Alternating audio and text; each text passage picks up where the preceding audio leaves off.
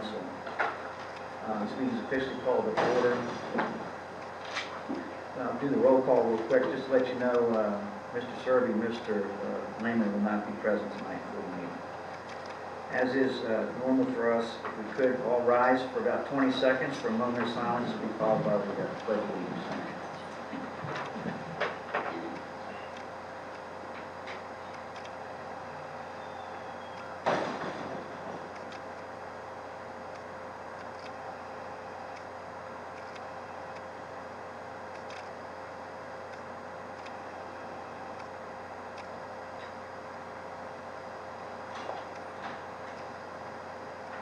Pledge allegiance to the flag of the United States of America and to the republic for which it stands, one nation, under God, indivisible, with liberty and justice for all.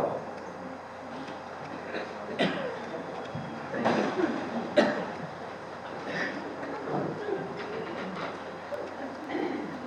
Is there additions to the agenda? Yes, I'd like to make addition to the agenda under presentations after Maggie Lane to add in the consultant, the municipal and financial services group presentation. Okay, is there a second? Second. So there's a motion to have Ed Donahue from MFSG added to the agenda. Is there? Aye. Aye. Aye. Aye. And the chair votes aye. Thank you.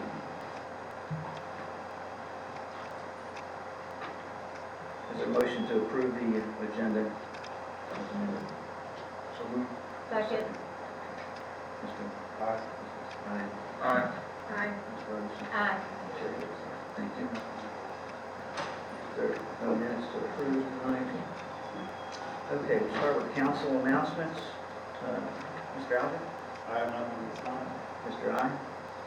Just, there's, anyone that knows anyone with youth in town, the sign-ups for youth football and cheer will start this Saturday at the high school. If you know anyone who can pass that word, it'd be awesome, so we can get them signed up and, ready to roll. Very great, thank you. Ms. Robertson?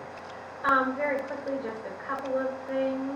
I was invited to the historic district meeting last week, and it was really one of the coolest meetings I've ever been to. And Joyce will report on that later on. I found out a lot of interesting information about town, and as we had discussed, this was started about 25 years ago, and then now went by the wayside. And with the things that are going on right now and the people that are in place, I just think it's a fantastic idea. And then secondly, several of us had the pleasure of going to the high school's graduation last weekend, and it was well attended, and it was definitely something that was well worth going to. So, thank you. I just want to give people an update on the small-scale development process for the town-owned property. I just recently received examples of RFPs from Danville is a municipality that has done this before, and so we're kind of using them as a guide. So now that we have a template to go by, there should be some more forward progress on that coming up. But I just sort of let people know it's not forgotten about, we're still working on it. And now that we have that, I kind of think we're should be ready to move to the next step soon. Real quick, so I also attended the high school graduation on Saturday, and as Ms. Robertson said, it was extremely well attended. It was an awesome program, and I got to tell you, kudos to everybody involved in that. Dr. Newman gave a speech that was all-inspiring. Dr. Newman was the previous superintendent of schools, and thankfully, Mr. Turner allowed him to speak up there. But it was such an inspiring speech. I'm sure everybody left there with something from that, and I'm glad I was a part of that and able to hear that as well. The kids seemed to I think did I understand all the senior class graduated? Yes, sir. That's awesome.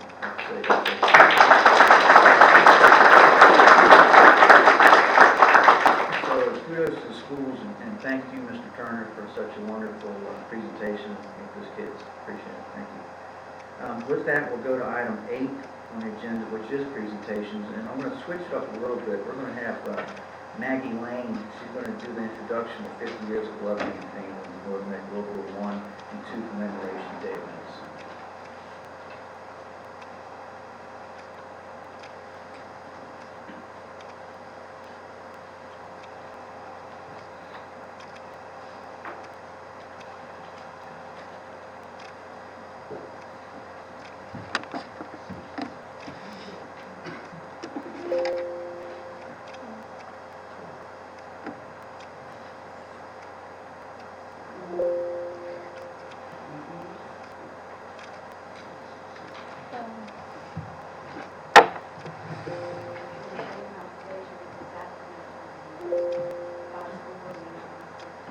I don't know, this is, should be just a simple thing.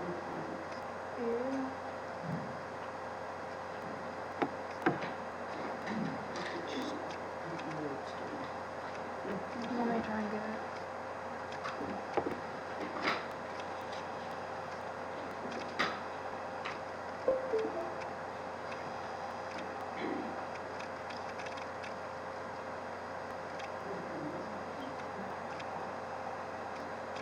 Technology. Technology, right?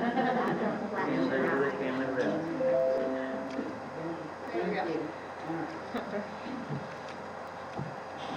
Alright.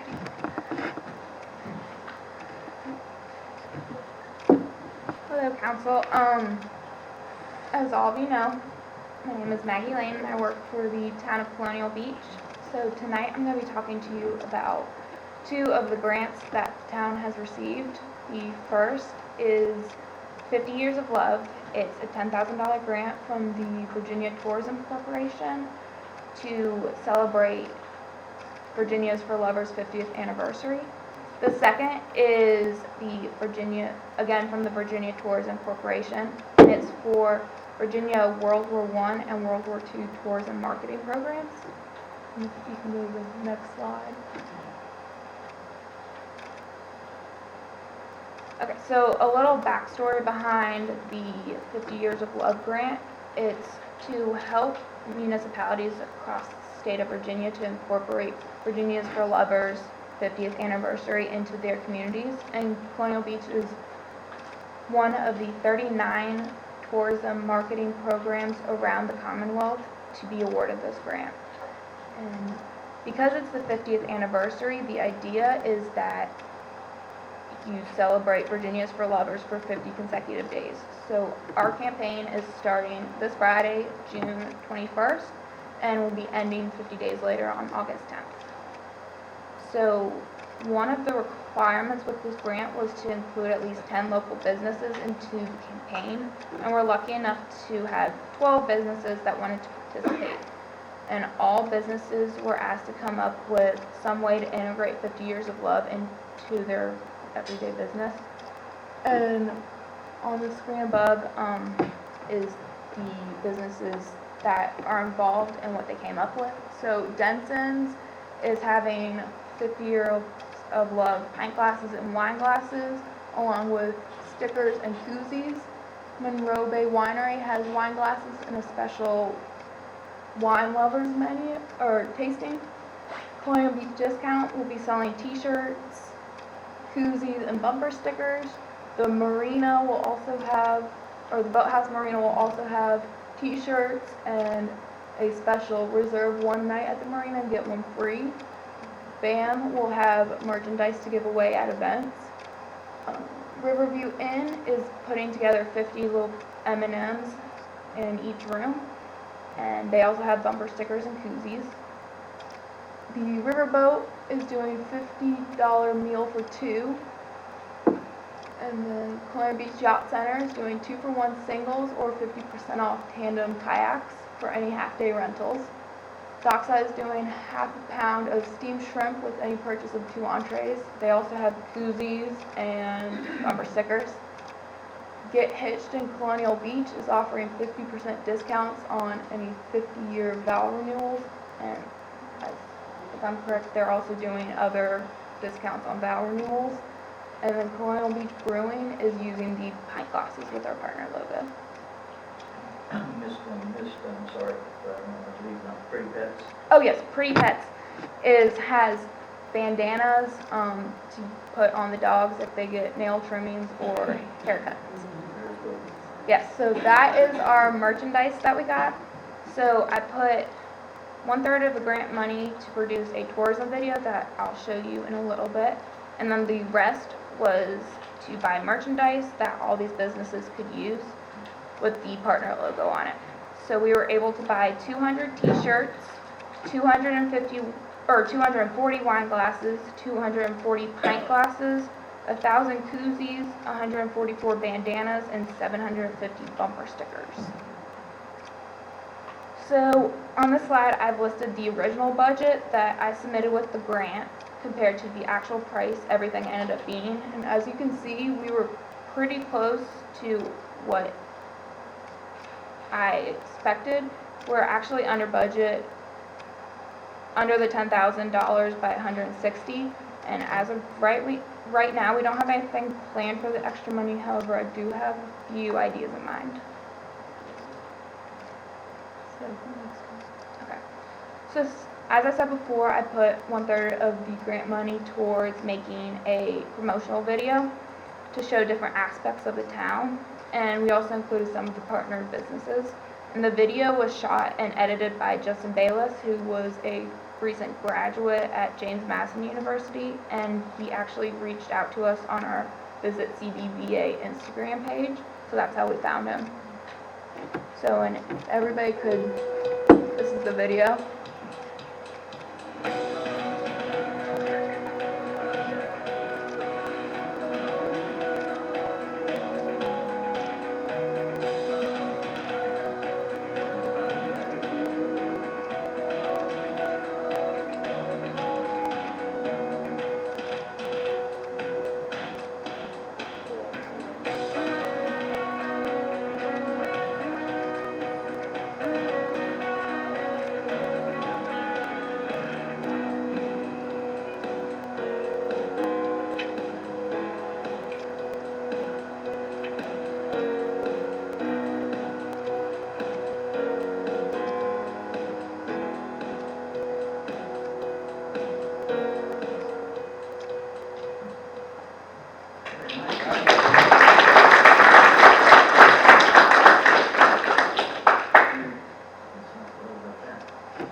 So that video has been added to our town website, social media accounts, and YouTube channel. And since uploading it to our YouTube channel, the views have actually gone up by 533%.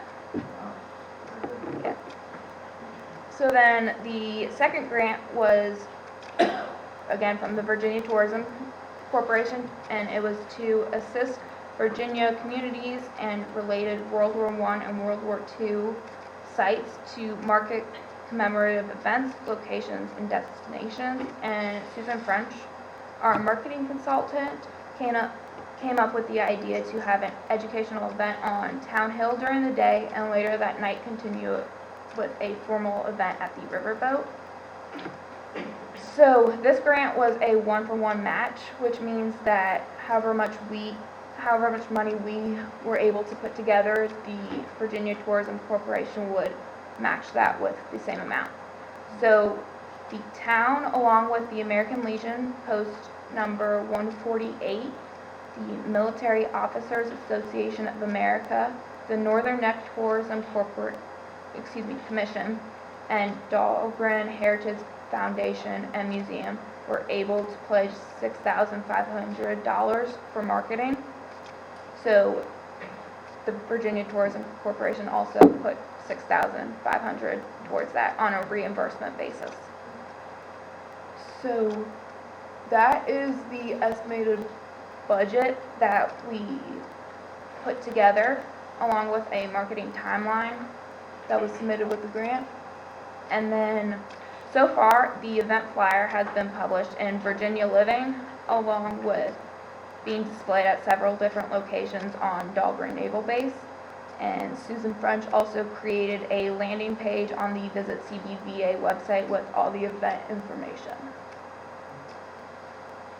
So a little more about the event. It's going to be July 20th from 9:30 to 4:30 on Town Hill. And Susan has done a great job securing many exciting speakers and vendors. The event will start with an opening ceremony with the color guard from AEGIS Training and Readiness Center and Virginia State Senator Richard Stewart. And then later in the day, Congressman Rob Whitman will be speaking, followed by a flyover by World War II planes. There's also going to be food vendors and merchandise that will be open from noon to 4:30. And then everything on Town Hill is free for the public. And the 1940s dinner and swing dance gala will be at the Riverboat from 6:30 to 11 p.m. And this is the ticketed event with discounts to Colonial Beach residents and veterans. So tickets include a sit-down dinner, Fredericksburg Big Band, which was the band that was at the Tory Smith dinner, if everybody remembers. There was also going to be swing dance lessons, and the riverboat will be decorated to fit the USO 40s theme. And we're encouraging all guests to wear 40s style dress or military uniforms if they serve. And I'm selling tickets at Town Hall, or you can buy them on eventbrite.com. And it should be a really exciting event, so please show up and spread the word. We're still adding things as of today, so it should be exciting. Thank you. And Thank you. do you have any questions? I just, I want to say thank you for putting this presentation together, and I also want to say thank you to the town and to Susan and everyone else being involved. I know that there's a lot of different people working on this thing, but I think it's really important for the folks in the audience to spread the word on this. This is a huge opportunity to share with some of the folks. Some of them are still alive from World War II, are going to be at this thing. Some of the dignitaries are going to come and speak, and I think they're going to actually have some other military apparatus on the hill as well. They're trying to put all that together now. But we're going to have, I believe, animals and generals and things like that. So I think it's important right now that the town reaches out, stands proud, and comes forward and participates in this and shows that we are collectively, as we all know, this town has lost a whole lot of folks in the war, and we have a lot of veterans here that you see every Memorial and Veterans Day at the Cannon. And I just think it's important to show our pride for the services. And we have Dalgan right next to us, and a lot of people are either employed there or been employed there and retired. But everybody knows somebody's been in the military, and that's really what it's all about. So, anyway, thank you. This is anything else? And I also have merchandise here for all the council members. And I have shirts, but I wasn't sure on the sizes, so if you want to swing by Town Hall, I can get sizes for everyone. Thank you. Is the video, like copyrighted at all, or can businesses take it and also promote it on their websites? Like, are we opening the doors for that, or is there? Yeah, so I have sent the video to all the businesses, and I'm just waiting on Justin to sign a form that the Virginia Tourism Corporation wrote up, so I can send the video to them as well. Okay, great. I just wanted to get it out there as much as possible. It's very well done, and Thank you. thank you very much for all of your involvement. Thank you.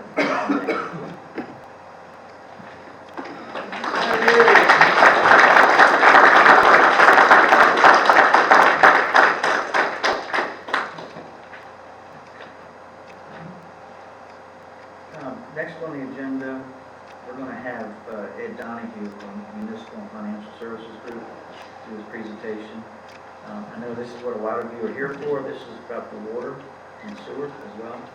And it'll be followed by Ms. Gladys Gomez, our CFO, who will explain the town's portion of it as well. Thank you. Thank you, council members. I wish I had a presentation that was as positive and exciting and entertaining as what you just saw. Water and sewer is really important. We just sort of take it for granted, and then we always complain that it costs too much. Got a short presentation about what's involved in setting water and sewer rates. And I know there's been some discussion, I know some people are not satisfied, and you're never going to satisfy everyone. If you could, you wouldn't be occupying those seats, you'd be running the federal government. We could use some, whatever. So let's talk briefly. If you have questions, jump in and ask them, and we'll be glad to stay and answer questions afterwards for anybody who wants to talk about them. 3 years ago, we were hired to do a water and sewer rate study, and we got partway through it, and then the study was suspended because at that point you were just starting to implement metering, which was later than it was supposed to be. So it never really got finished. But a little bit of, just one page about us, you need to know who you're dealing with. We're a local firm, we're based in Annapolis. We do financial and management work related to environmental infrastructure, water, sewer, solid waste, stormwater.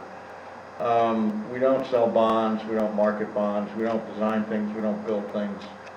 We give financial and management advice in this area. We work nationally, we're based locally. Most of our work is Mid-Atlantic and Northeast, but we do work nationally. And we're active in all the trade associations, the American Water Works Association, Water Environment Federation, things like that, industry groups that set standards. We worked, I'm not going to read this and bore you, but we've worked for about 40 local municipally owned water and sewer systems in Virginia. Most of the county agencies on the left side and the municipal cities and towns down at the bottom. So we are familiar with Virginia, we're familiar with how water and sewer systems that are owned by local governments are financed and run. Our next slide, please. Everybody wants to know why our water and sewer rates going up. Well, there's a bunch of reasons. One is we have higher standards. This all started back in the 1970s with the passage of the Clean Water Act and then the Safe Drinking Water Act. Prior to that, there were no federal standards that really had teeth in them in terms of drinking water or wastewater treatment. What you're seeing now, the standards for low-flow fixtures, low-flow toilets and shower heads, stuff like that, you don't replace all that stuff every year. It takes time. I mean, now you're starting to see the impact of those things in the economy. What we're seeing is that nationally is that people are using less water year by year. Saying an existing household is using 1 to 1.5% less water every year, which means you have fewer gallons of water or cubic feet or however you want to measure them over which to spread the costs. So you may be getting new customers, but at the same time the existing customers may be using less, so you may have a smaller volume of water or wastewater over which to spread the costs. And then, kids are having conservation beaten into their heads in school. We only have so much water, and one of the reasons for conserving water is to avoid putting new wells in or building new treatment plants or things like that, because they're very expensive. So we want to make stuff last as long as we can.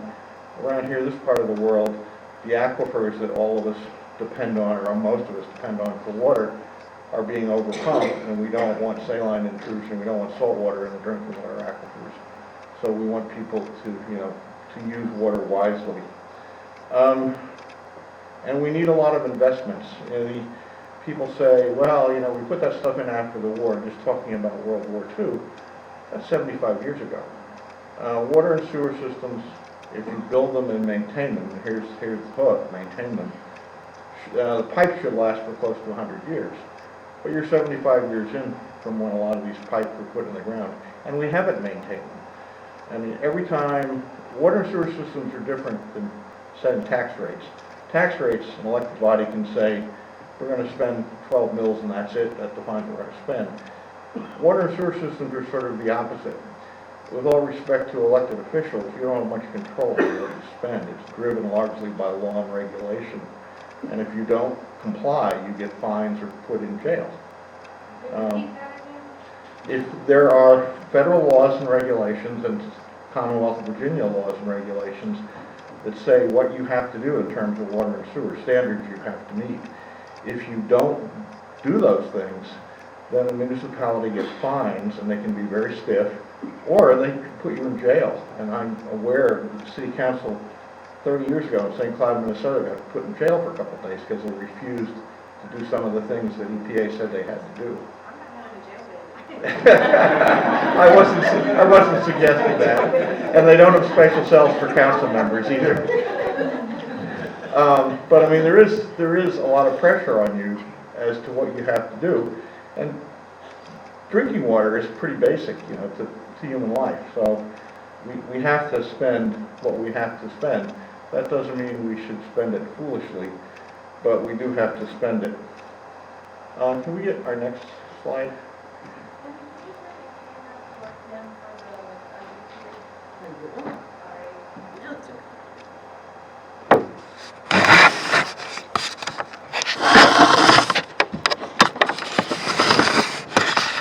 Oh, okay, great.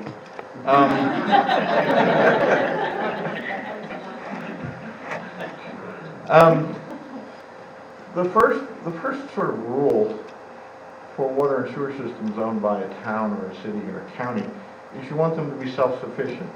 You want them to pay their own way so that the people who use them pay for them. You're not subsidizing them with general revenues. Because not everybody is on the water or sewer system. So you want the people who use the system to pay for it. So you don't want to use property taxes to subsidize them. And you want those people who cause you to incur the expense to pay the expense. And you generally want to allocate costs to people based on the demand they place on the system. And this is the first thing we always say to everybody, if people don't really listen. Your objective is to keep rates and fees low over time. And people say, yeah, low rates, they hear that. But the important words are over time. The way you keep your water and sewer rates low is by maintaining systems. I mean, most of water and sewer systems are out of sight, out of mind, they're underground. And so when somebody comes into you, Director of Public Works or somebody, and says, you need to raise water rates 8%, and you go, we can't do that, we can only raise them 4%, the other 4% becomes deferred maintenance. And that's what we're facing across this country now. That's why bridges fall down. That's why highways are so potholes, stuff like that. Water and sewer systems, the same thing. The way you keep rates low is to maintain things to make them last as long as they can. You don't want to over-maintain them, but you want to make them last as long as they reasonably can. The other thing is you need reserves.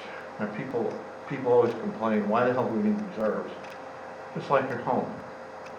I assume everybody has a savings account for rainy days, but something happens that you didn't budget or plan for. It's the same thing with the water and sewer system. If some pump station blows up and you didn't put money in the budget, to repair it that year, you needed the cash. If you sell less water than you thought you were going to sell, and you're on a metered basis, you got some cash because the bills don't change. So you need reserves. You don't want them to be excessive because then people say, why are our rates so high if you're sitting on piles of money? But you need some reserves. Rule of thumb in the industry, and if you go to the State Corporation Commission, if you were an investor-owned utility, they tell you to build about 25% of your operating costs into a reserve. Not your debt service, just the operating costs. 3 months worth of operating cash. If you couldn't send out bills for 3 months, or if there's some major expense you didn't anticipate, a major line broke and you had to spend $500,000 to fix it, you need the cash to do it. Changing rates won't get you cash very quickly. It's going to take you months or a year to see that revenue. So you got to have some cash in reserve. The other thing, and this is not going to make me popular with people, but you need to raise water and sewer rates every year. You don't want to raise them a lot. Never, the last thing you ever want is a 30% rate increase. But your costs go up every year, so you need to raise rates every year. And we say that you should raise rates 2 or 3%. You get water and sewer rates to be self-sufficient, and then you raise them 2 or 3% a year, you're gonna get some people grumbling and mumbling, but the likelihood of ever having to have a great big rate increase is really de minimis. I mean, you really want to be conservative, you want to hold rates down over time. If you raise them a little bit every year, nobody gets too bent out of shape. But if you wait 10 years and raise them 40%, people start heating the tar, and understandably. So, the other thing is that somebody's got to pay. Most of the costs of running a water and sewer system are fixed, probably 85% of them. If you borrowed money to build or rehab facilities, you got to pay that back whether you sell a drop of water or not. You got to have a staff, and the staffing levels don't change much with the amount of water you sell. You know, the only thing that really changes much with the amount of water you sell or sewage you treat are chemical and electrical costs. I mean, it doesn't matter whether you sell 1 gallon of water or 100 gallons of water, most of the costs are fixed. So, you know, some part of your revenue stream needs to be fixed. And people, I know this is another thing, particularly in a community like this, people who say, well, I'm only here for the summertime. Why should I pay in the wintertime? They pay their mortgage in the wintertime. I mean, it's a fixed cost. Even if they don't use a drop of water at all, 85% of the costs of providing them with water keep on going along, whether they use it or not, as long as water is available to the house, to the property. Can't dig up the pipes and use them somewhere else. I mean, the costs are fixed, so people need to get used to paying for it. The other thing is, somebody always says, well, we got a lot of poor people or old people. We got people on fixed incomes, okay? Well, most everybody's on a fixed income. Not every fixed income is low income. We do have people that really have a hard time paying their bills, absolutely. There are some people where fixed income is grossly inadequate. But Colonial Beach is not, you know, is not bad off economically. 3,600 I did some digging. 3,600 population. Median household income in 2017, a little less than $33,000. That's low, but not if you factor in the fact that there's a lot of retirees in the population. I'm not sure what percentage of customers are seasonal, but you need to make sure the seasonal customers pay their share of the capital costs, because a lot of the capacity costs are here to serve the seasonal users and sit idle for most of the year. So you don't want your year-round customers to be stuck with those costs. But if you give somebody a discount, you know, we work for people and they say, we want a discount for the elderly. Oh, that's easy to do. We can figure that out. But then the question I'm going to come back to you with is, okay, whose rates do I raise to make up for the discount I gave the elderly? And they go, oh, we don't want to raise anybody's rates. Somebody has to pay. The amount of money that it takes to operate and maintain the system is pretty much fixed. So if you give some group a break, that means you have to charge other people more. That's why it's really important to understand what your costs are and who's responsible for you incurring them, particularly in a community like this with seasonal versus non-seasonal kind of use. That can have a big impact on people's bills. The other thing is that people have talked about switching to meters and lowering their water bills. I would tell them not to get their hopes up too much. They may see a slight reduction in their water bills, but the total amount of money that you have to raise isn't going to change. So if somebody's bill goes down because they use hardly any water, somebody else's bill is going to go up. So, I mean, that's the thing you got to keep in mind, and that's, nobody likes it, but somebody has to pay. Let's get off track here. Let's go to the next slide. Here's what we do when you set rates. First thing is, you got to figure out how much money you need. You know, what are your operating costs? What's your debt service? What do you need in terms of reserves? How much are your capital projects you're going to pay cash for versus borrowing for, those kind of things. Figure out how much money you need. Then you allocate the cost among the customers. Who's responsible for the pumping? I mean, if somebody uses a lot of water, then they probably are responsible for more pumping because they cause you to use electricity when it's most expensive and the demand charge is the highest. So people who are heavy users are going to get hit with more demand costs than people who are small users. You want to design a rate structure, and there's 100 different ways you can design rates that would withstand legal scrutiny, but it's again a question of reflecting community policy. Are there certain kinds of uses you want to encourage or discourage? Are there certain classes of customers you want to shield? Those are all policy decisions for elected officials to make. And then whoever designs your rate should follow those. You need to communicate to your stakeholders, your customers, your regulators, your bondholders, your loan holders, what you're doing and why. Give them confidence because they need to understand what's going on. And also, if you do that, it will help you get a lower interest rate the next time you need to borrow money. And then obviously you need to implement it. That's the hard part.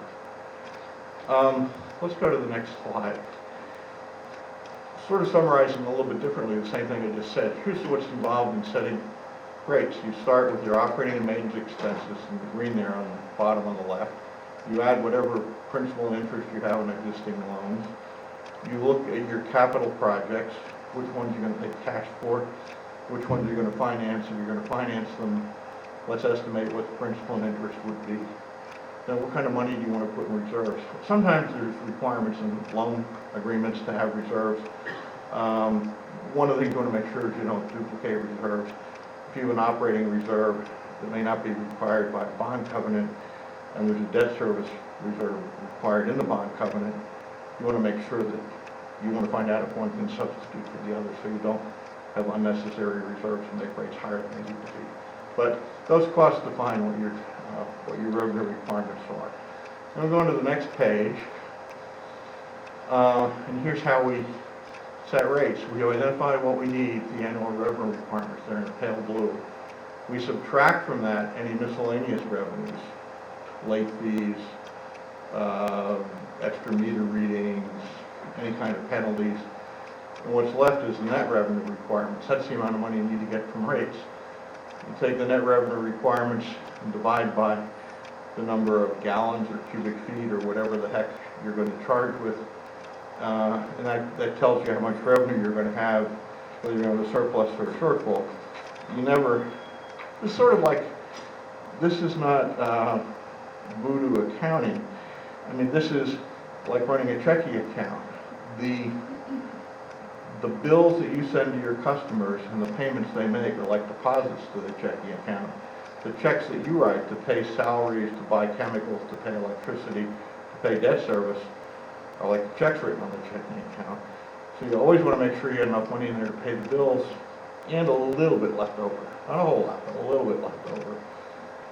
And so, I mean, that's really what you're trying to do with the rate setting process. And then there's conflicting and competing goals. When you have flat rates, as you have now fixed rates, you got great revenue stability because you know exactly how much money you're going to get. And if people don't pay their bills, you can lien their property. It may take you 2 years to get the money, but you'll eventually get it.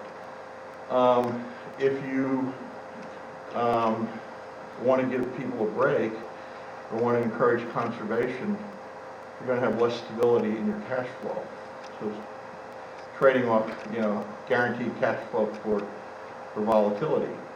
You're concerned about affordability and economic development, discourage the use, understand, all things that you can encourage or discourage through your rate design.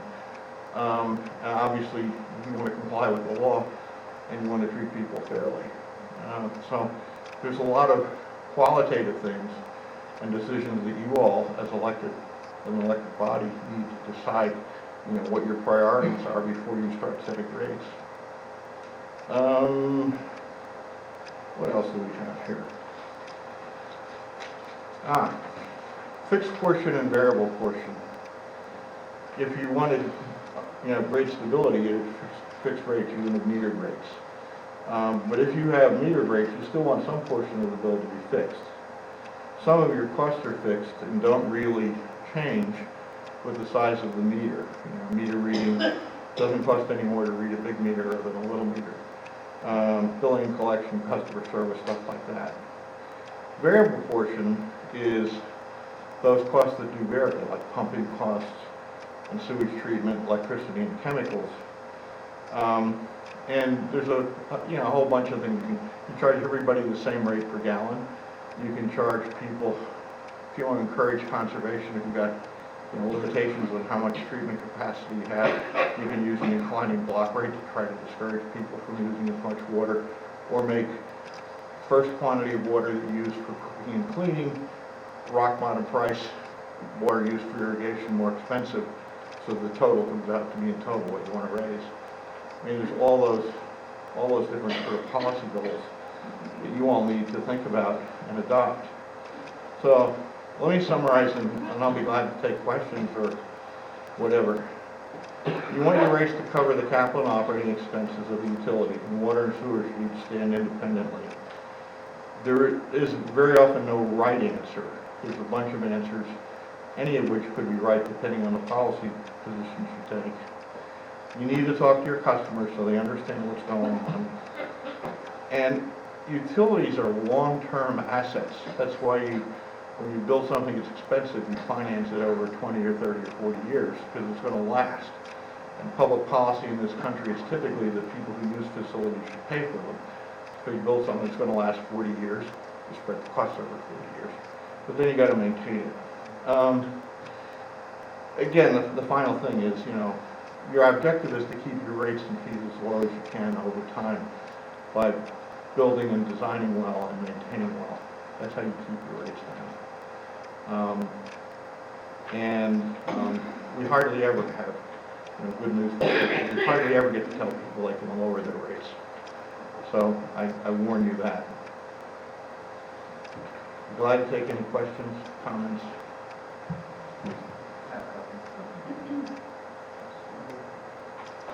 Real quick, would you be willing to stick around for a few minutes? Oh, sure. Ms. Gomez, give us a Absolutely. presentation, because I think that might generate some questions.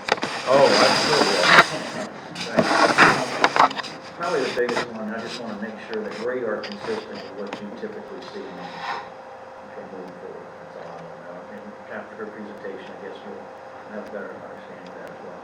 Yeah, I mean, after her presentation, you may want to reconsider whether you want to serve the public office. I've looked at her numbers, and we come up with things maybe 5% different than she did, but we're pretty much right on the same target she is. Sure. If we could, Mr. Gomez. I mean no disrespect, but my hat and my glasses.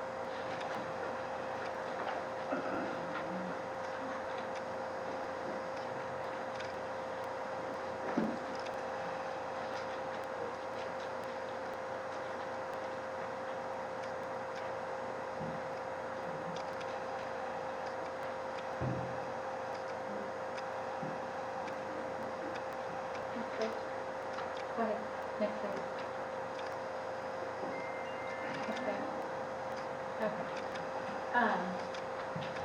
Okay, I'm going to, everybody hear me? Can everybody hear her back there? You guys hear me? This is on. Is that better? Yeah, a little closer. Okay, all right, here we go. Okay, so I'm gonna first speak to, the water fund and water rates. As everybody knows, the, water meters, project, really started when the, Virginia Resources Authority, granted the town a loan not to exceed, $4,274,004, from their revolving fund. This fund is supported, by federal assistance from the U.S. EPA, so it is in essence a federal grant. It's a loan, but it's also a grant. So there are certain, Can't hear you back there. Bring it all Can you? over. okay, right here? Yeah. Oh, okay, here we go. All right, so I was just addressing the fact that I'm gonna start with the water fund, and, the town signed a loan agreement at the end of, June of 2017. And, it is a loan on a reimbursement basis, and it's also a grant, a federal pass-through grant as well. And we all know that with federal grants, we must be in compliance, reimbursements and costs, and is subject to an annual audit, etc. The loan also has a rate covenant, and I don't believe that falls under the general term of a debt covenant, okay? But the town has never really had some kind of a debt covenant situation. The town was also, this was also on a reimbursement basis, so we had to be very judicious with the cash flows, because we had to, the expenses incurred, and then they would be submitted to the DRA for the loan you draw down on the loan. It's basically like a line of credit, okay, with a maximum of $4.3 million. Okay, so the agreement was signed June 22nd of 2017. So fiscal 17, there was no debt service. And the way the amortization table was, the way the loan was structured, the very first payment was September 1st of 2018. Okay, so fiscal 18, there were no debt payments either. So we're not seeing any impact on budgets until fiscal 19. Fiscal 19 is the very first time we see an interest only, which was September of 2018, and then the first principal and interest payments were due March 1st of 2019. Okay? And I just wanted to point out that there are, Article 5 of the agreement addresses revenues, rates, and pledges. Okay, so and I listed those at the very, very back of the presentation, and you guys can read those. The entire agreement, I would encourage everybody to revisit it. I know it was, some of you may not have even seen it, because it was part of another town council. I would encourage you guys to read it. It's actually in I know it's an agreement, but it's a less than 20 pages, and it's very readable, and it's a good document to be familiar with. Next page. Okay, so the good news is that the town has been in compliance with the rate covenant fiscal 17 and 18, and fiscal 19 as part of the audit in the fall. We fully intend that we hope to be in compliance with it. We had budgeted 19 with the anticipation of a water rate increase, and that never actually took place in 19. Rob and the finance department have worked together, and we built that in throughout the year, and we had a line item that was not touched, and so we hope to be in compliance with it, even though that we had to pay the first debt payments. Okay, so you can see that in 18, the bottom number of 271,927, operating revenue in excess of debt service payments. Okay, so next page. So keep that number in mind. And remember, we didn't have any debt service payments yet, right? So if we look forward and we just kind of say, hey, everything being equal, what's going to happen? We're going to have $175,000 in debt service requirements that we've never had before. So that compliance cushion is suddenly reduced, right? So we really don't have the 271 in operating revenue in excess of debt service payments. Okay? So going. Why is it the total debt service 219 and 117 and 128? Okay, because there was a bond that matured in fiscal 17, so it dropped off. And then the water bond doesn't kick in with debt service until fiscal 19. Okay? And so 175, 333, that was the actual cost of debt service in fiscal 19. Well, that number goes up to $280,000, almost $281,000 on an annual basis, starting in fiscal 20 and all the way through fiscal 38, which is the term of the loan. Okay? No, so in other words, the first fiscal year where we have the same amount of debt service every year is fiscal 20. Okay? And that stays the same, so it's an annual $281,000 that was not built into any prior budget. So in fiscal 19, we knew we were gonna have 175, and we knew that eventually it would go up to 280, that's why we had proposed and built the budget on the increase. Okay, we knew it wasn't, the 280 was not gonna completely hit in fiscal 19, but if we were projecting forward, we felt that that was a good approach because that was coming the very next year. Okay, next page. Okay, so here I'm just, again, just summarize. You can see the actual amounts of the payments. Okay, the actual ones in fiscal 19 and the ones in fiscal 20 per the amortization table. So from fiscal 21 through fiscal 38, we all know how principal and interest works, right? But in total, it's still going to be 281 per year. Okay, so the amounts are going to shift, right? Yeah. Okay. But the total is going to be 281. Okay, next page. Okay, so We just pay this payment twice a year. twice a year, right, correct.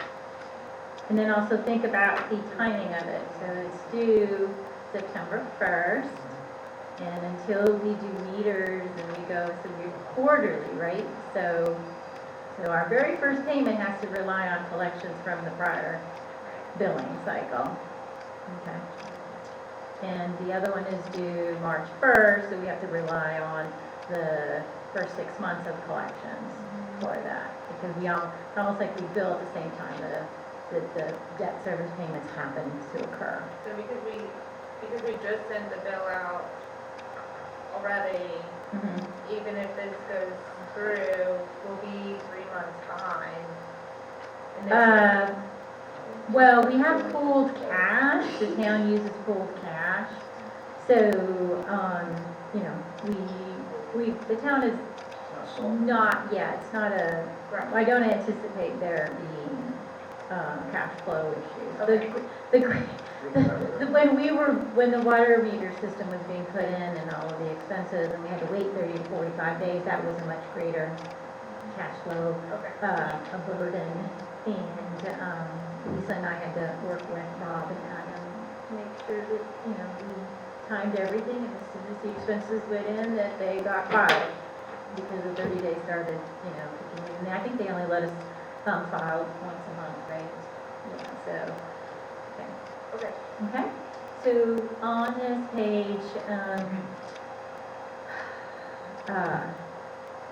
so the reality is that debt service of 281,000 represents 27% really of our budgeted revenue at $35. Okay, so just think about it. And then if I could compare the 280, we already saw that the town's excess fiscal 18 was 271, right? Above any debt service payments. Guess what? That all things being equal, what would happen? Our rate covenant, we would be in default, or we would not be in compliance with the rate covenant, because you have to have sufficient to cover all debt payments. And it cannot, and it's got to be from operations. It can't be funded from the general fund. It can't come from sewer. Okay, it's got to be self-sufficient, just like we heard earlier, that every water and sewer must be self-sufficient. Okay. So the increase is from 2410 to 35. So that's a 45.23% increase. Okay, so the debt service compliance increase, and then building in starting to build in some cash reserves. I think that this kind of overall analysis is showing that we wouldn't even be able to hit the 20% cash reserves. But I don't even, right now, we are not talking about a rate increase on the water side for anything other than we must because of debt service. I don't know how to emphasize that enough. That's why we talked about it for fiscal 19, and that's why we presented the budget for fiscal 20 in that manner. So it does not include reserve.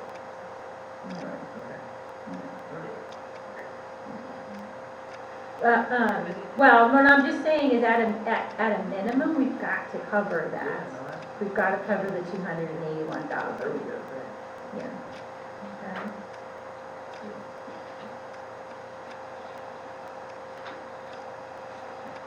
So, on the sewer side, we can go a couple, next slide. Okay, the sewer fund, I'm showing you in essence, profit and loss for the fund. And you can see that there's been operating losses consistently. It's gotten better, but there's still been losses. And even to the tune of the change in that position is also negative. Now, the next position, notice that it doesn't say fund balance. So water and sewer funds are proprietary funds, okay? This represents your net position. A good portion of that net position represents your fixed assets in your infrastructure. Okay? So it's not like there's $9.2 million sitting out there. That does not equal cash. Okay, it is not a fund balance, it is a net position, meaning assets minus liability equals net position, okay?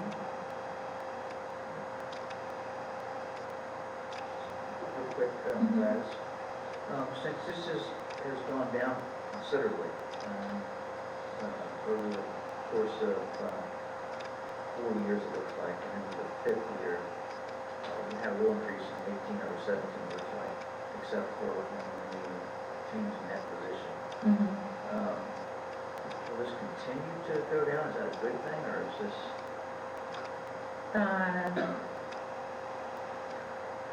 It almost looks like it sustains itself, though. No, those are negative numbers, it's not sustaining itself. Less negative. But it's negative. Considerably less negative. We started out in 14 with a 242,000 deficit, and in 18 we have a 27,000. Yes. What is the transfer out? Okay, yes, that transfer out was to the water fund to establish a reserve required by the loan. So that money will flush back in after, like, it might come in fiscal, we can request for it to come back, maybe in fiscal 21.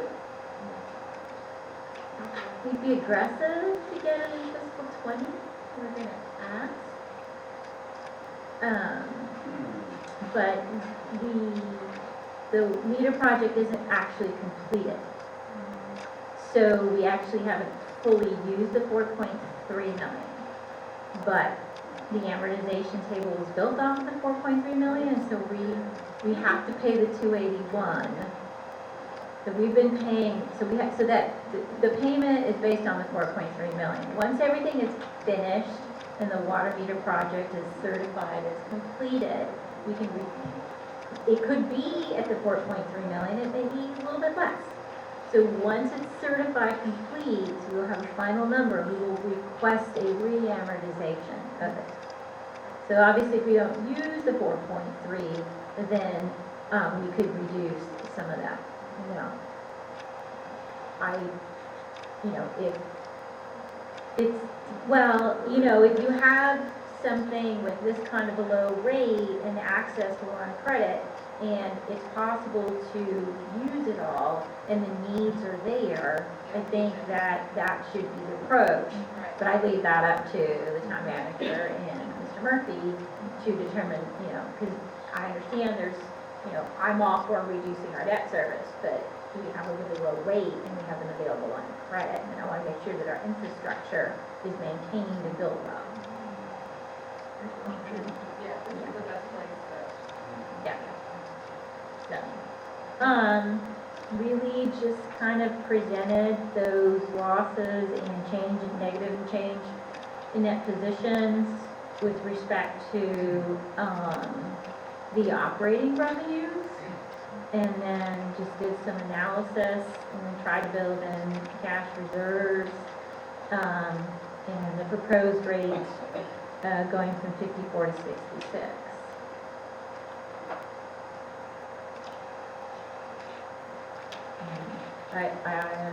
So like I said, I want everybody to understand that the water rate has to go up to cover the debt limit. I don't think that there's any way around that. Not to cover the contingency fund, just to cover payments. No, okay, Well, we have to make sure that we increase it to cover that at a bare bones. right. Yeah. Sewer is a different type of analysis. It's more of a, let's make it self-sufficient. Right. Because it's been with losses and feeding into your net position. So there's really been nothing to establish reserves.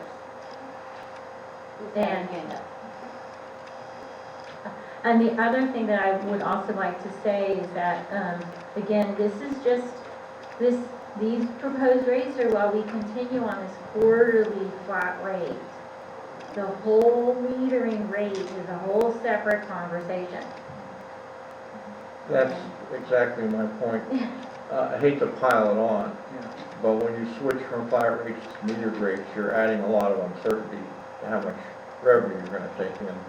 Because until you have several years of metered consumption data, it's hard to predict how much water you're gonna sell, how much sewage you're gonna generate. So that necessitates even, more conservative reserves. If you say it's gonna cost $100 to run the water system, and we're gonna sell 100 gallons of water, so we charge $1 a gallon. But if we set the rate at $1 a gallon, we only sell 80 gallons, then we got a deficit of $20.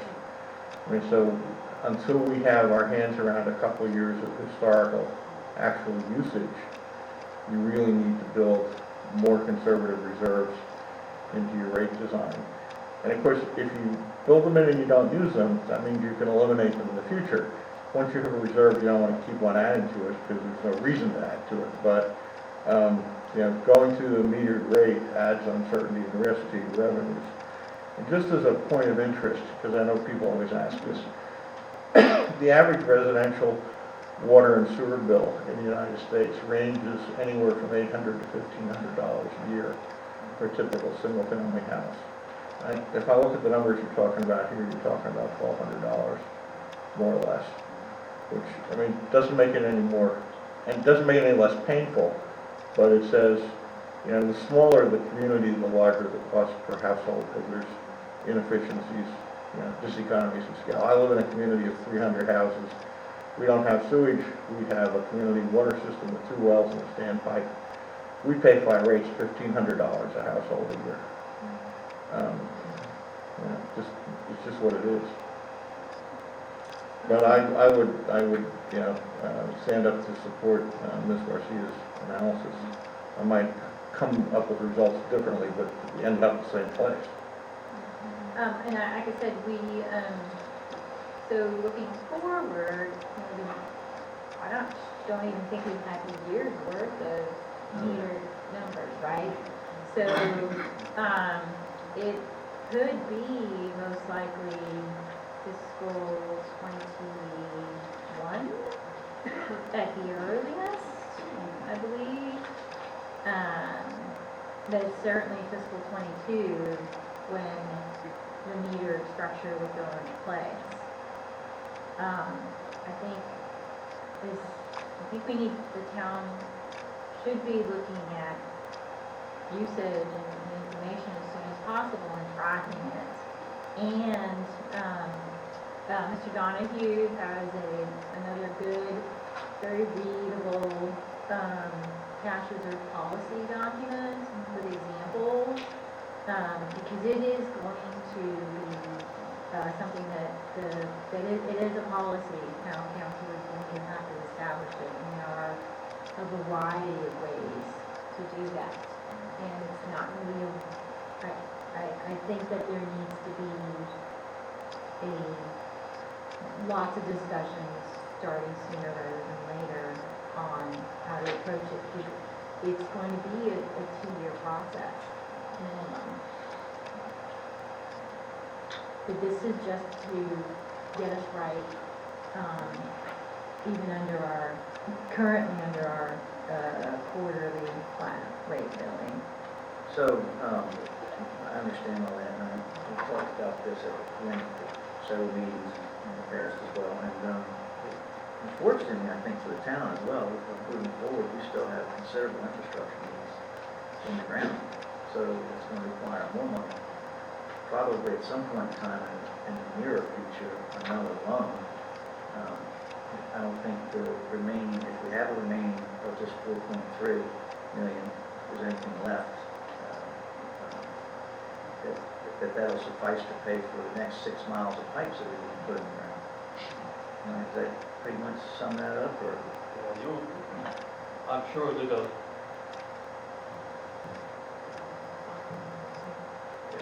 that you'll be seeing more. I know in certain areas such as at least that I have a feel for already, you'll be seeing more in I&I projects as we go through PDR and get a chance to see our water system again in relation to leaks in your water model that they perform on the system to see how the system is actually functioning now that we have all the wells and the tanks back in place.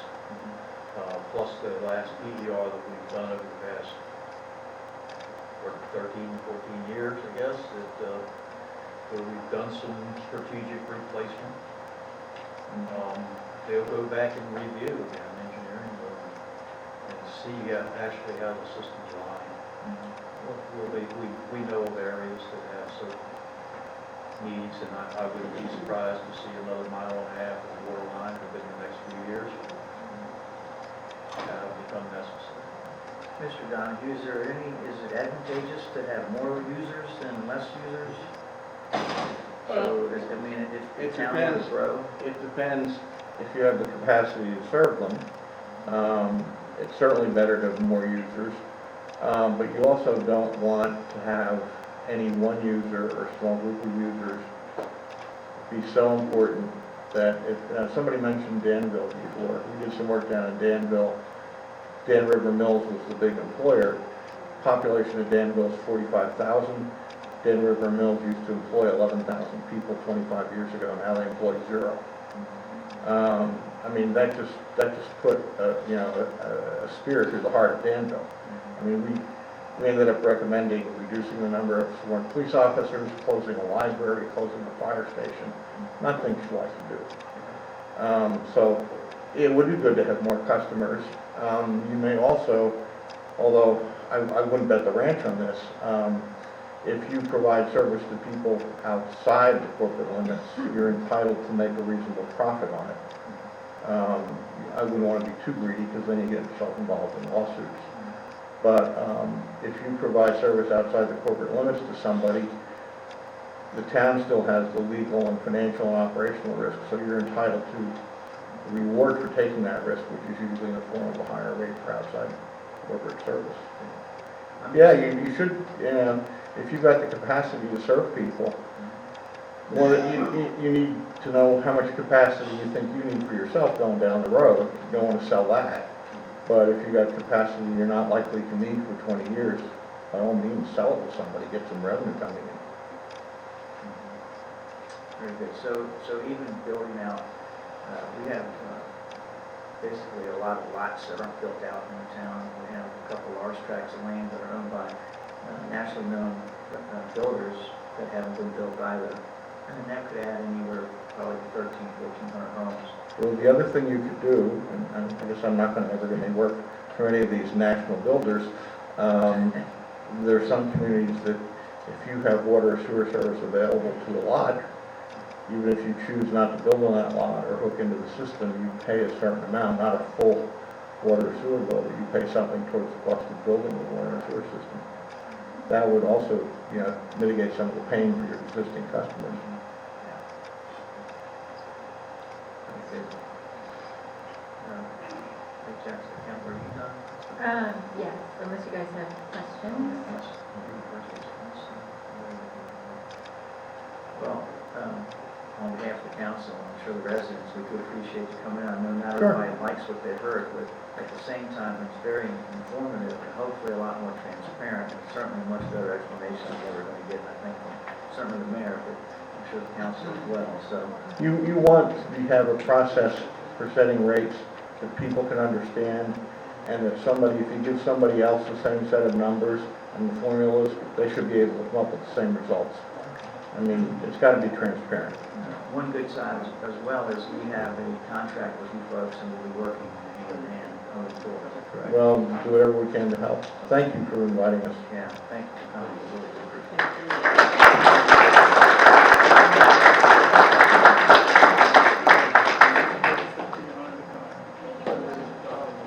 Thank you, Gladys, thank you very much.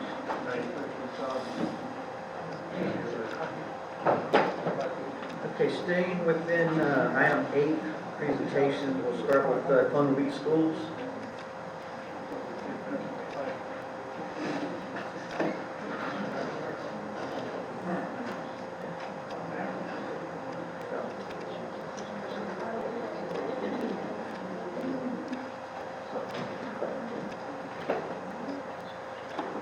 Good afternoon. I just want to take an opportunity to thank the school community for showing up at graduation. It was an excellent activity and a way for us to recognize the hard work of our students who have, kind of pushed through a tough 12 years.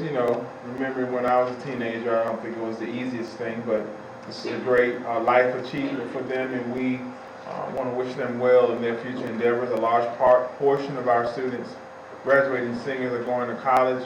Some are entering the workforce. Some are going to community college. Even have one student who's going to a technical school. So we are extremely proud of our students. One quick announcement I would like to make is that over the summer we will continue to have our feeding program, our summer feeding program for the school community. That will begin on July the 1st and run Monday through Thursday with I believe it's breakfast and lunch. And it will end on August the 15th. Okay, so you should see an announcement hopefully in the newspaper with the times.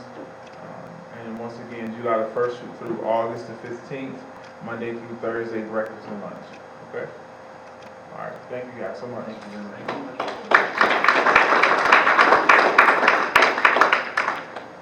Larry Roberson, Westmoreland County Supervisor. Thank you very much.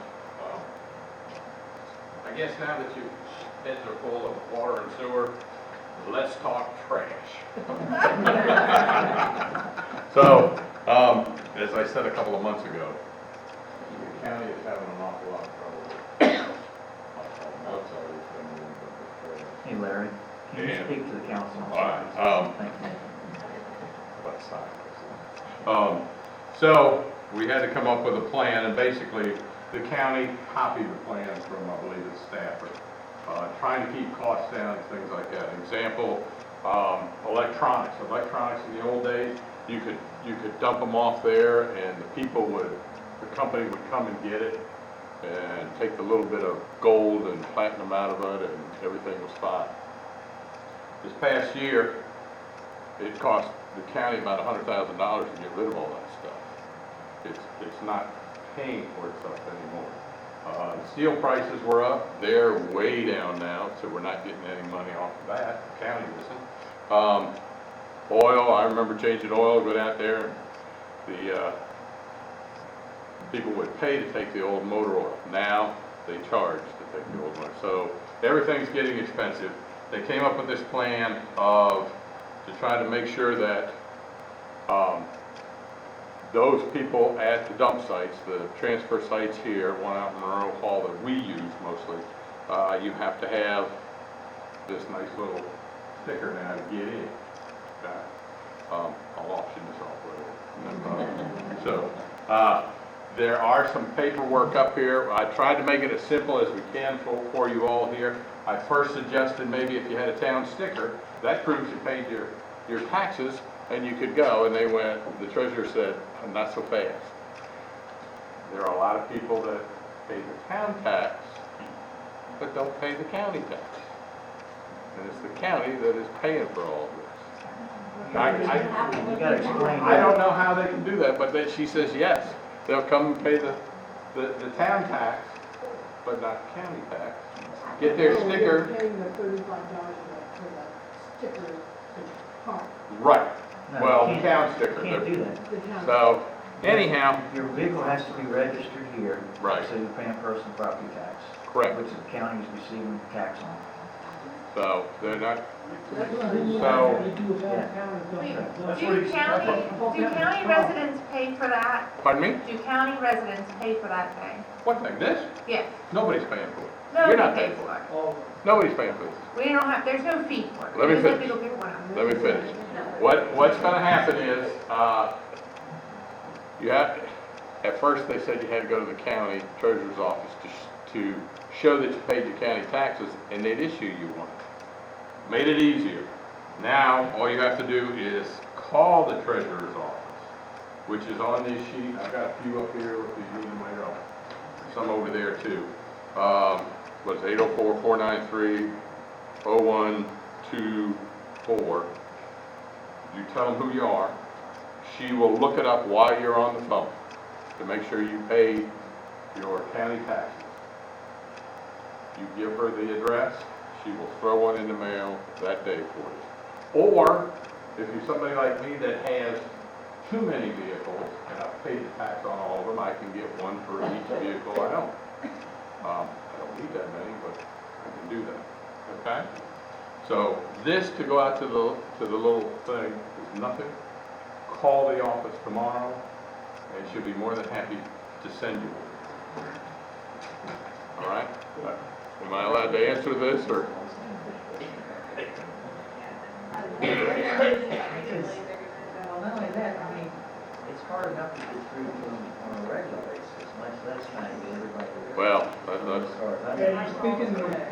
this gentleman's got a Sorry, question. I just said it's difficult enough to reach the treasurer's office in Westmoreland County to begin with, so for everybody trying to reach them to get these hanging tags, it would seem to me it would make more sense if they would drop off a significant amount to the town of Colonial Beach for our finance office to administer to the people who. I asked that, and this is what they came up with. I'm sorry. Why I'm wouldn't you sorry, just too, mail but- them out within, like, when you paid the bill, just mail I- them? This is because it's starting at the beginning of the month, so that's why you gotta do it real quick right there.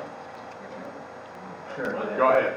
Well, I'm just talking about, Okay. I went to Westmoreland downtown. And this person said, unless you have proof that you did taxes here, you can't dump here. So all I need is some tax bill or something like that.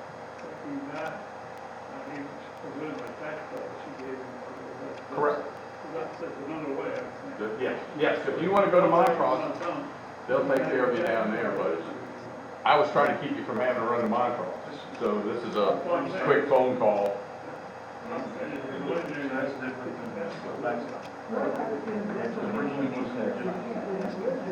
All right, it is in here, and I didn't bring, about rental property you have to approve. The originally was just the main site in Montrose, so ours is complicated. Yes. Now it's. You should, yes. And then All right. the coupon for all three sites. Now, the next thing is the fees. Yeah. What's This that? is all three sites now, correct? Yes. Or all sites? All sites. Was it originally just the Montrose one? No, it Okay. was all of them for this. And then I think you're about to answer my next question. Okay, the fees. Okay. We've always had some fees, but we had trouble collecting it properly and stuff down at the big dump, I'll call it, the Montrose. So what they've asked now is that you have to get a little back here to face of that. On the back of this is the breakdown. You have to have that in hand when you go in. The biggest thing is brush. You got to pick up a load of brush you want to get rid of. You have to have the voucher to go with that brush. Again, you can call down there and brush pickup truck is $5. So you can call down and say, hey, look, send me one, because I know in a couple of weeks I'm gonna be cleaning stuff. Let me have it first, and then you can go down, or you can buy a whole, you can buy 5 for $20, you can buy anything you want, but you need to have it up front. Tires cost $1 off the rim, $2. It's on the rim. So, all right, we're trying to make it as easy as possible, but unfortunately, because of the cost and everything of it, this is what, like I said, they're copying an idea from somewhere else. Is this, so the fees are to all three sites as well too? Because the last meeting we had, I understood it as the main site. Well, in- wait. In Montrose. You can't take tires, brush, and that to the 3 sites. You can only take that to the main site. So the site, Just like now. site down Kinsale, it's still the same? is it Yes. Kinsale that has the other ones? Kinsale, there's It's 3, still the same thing except that then there's no vouchers and stuff there. yes, there are. Vouchers. Well, let me rephrase this. Colonial Beach, where are they? Colonial Beach, Carmel Church, and Montrose site, not the dump part of Montrose. You can't take brush, tires, well, you can take metal, but you can't, and electronics, they'll take it, but you have to have the voucher at the main dump, is what I'm understanding. All 3 sites, you have That's how I to. understood it the first time, was it was just the main dump. What? Voucher. The other sites, it was nothing was changing. Only take it to the Other than, I Montrose. guess, the detail. Tires are separate from the clothes, like the Montrose. Right. That's not changed. Yes, that, We're not in charge. have you ever been down there? To that one? To the right is where you bring everything up, throw it on the ground, and they throw it over and try to take it away. The left I side mean, that's. is that's- the little things like we have out here, Everything's changing. for metal and garbage and So stuff like that. whatever people bring up to that thing right up there, whatever that is, birthplace. Monroe I Hall. think you still bring it. You still would bring it there. They're just talking about down there, where you would take all the brush and everything. Yeah. But you, that, but How do you, you get the They voucher? didn't take a lot of that stuff anyway. they're not supposed to Call and you get the voucher? take. Yes, And you pay over the phone, the yes. voucher? You can pay over the phone or online, they tell me. $5 And they send for them to- brush, and they'll send it to you. Okay?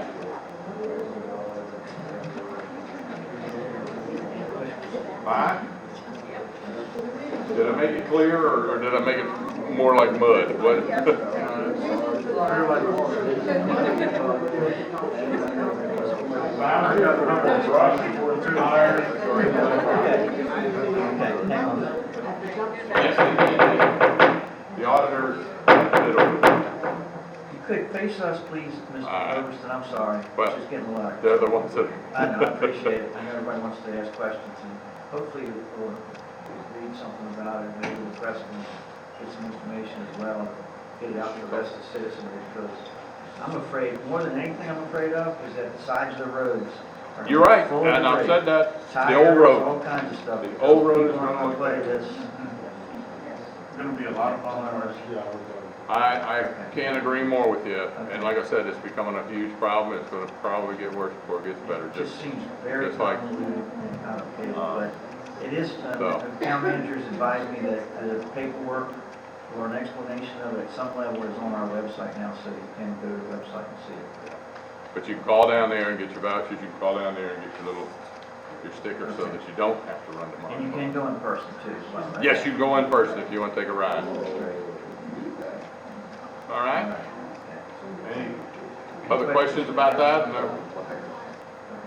Thank you. The other point I have is, the county called me the other day and said, Larry, what did you say to the town council about the 2-cent tax increase? And I said that that was going for the contingency fund of the county. It was indicated to me that some people in the town think it was going to the school. It is not going to the school. I did not say it was going to the school. And if you look at April 17th, at that meeting on your YouTube channel thing there you got, I say right off the bat, it's going to the contingency fund. Because the contingency fund is supposed to be at 15%, and it had slipped down a little bit, so they were adding that. Now, the reason for that was to secure, it's not for the school, but to make sure the loan, there's no question with the loan when the county goes to borrow that 40-some million for the new school. They wanted to make sure their whole budget stuff is not for the school, it's for the general fund. I get it. That's all, it's just going to the general fund. Now, what bothers me is making a big deal when somebody could have called me and asked me, and I'd explain that again. Right. But I'm just hearing this explanation tonight, and I think that. it's on your website, it's on your own, I can bring it right up. No, I'm saying- 12 minutes into it. I think what you just said was, it's to shore up their contingency so that they get a better rating, and financial rating, so that they can borrow money, the $40 million for their school. That's- Right, So 4.2%. it's not going directly to the school. Correct. but It's not going to the indirectly- school. Indirectly it is, but it's not going directly. but Not now. indirectly It is. Not right now, but Okay. It's an activity associated with the school I get operation. that. I think it's not that's in the fairly school common. operation, it's for the contingency. It's As a an matter of act- fact, some of that's going to fire departments, I can tell you that right now. It's an activity that involves school operations. The only reason why you're putting money in the contingency fund is due to the school bond, the favorable rating. The only reason why they're doing it is for that. It is for the rating, it's not for the In school, order to it's for secure the the school rating. loan. So, I mean, it's not going to the school, that's incorrect. But a phone call, I would have been more than happy to tell you instead of getting a bunch of people involved. Anything else? Can I ask if they got any questions? Sure. Thank you. Sewer, water, Next on the agenda, planning commission, Maureen.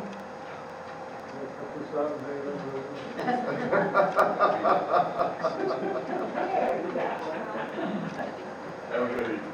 Bring us something good. We've had enough here, so bring us something good. Yeah, okay. Well, the planning commission is still working on the downtown, the comprehensive plan.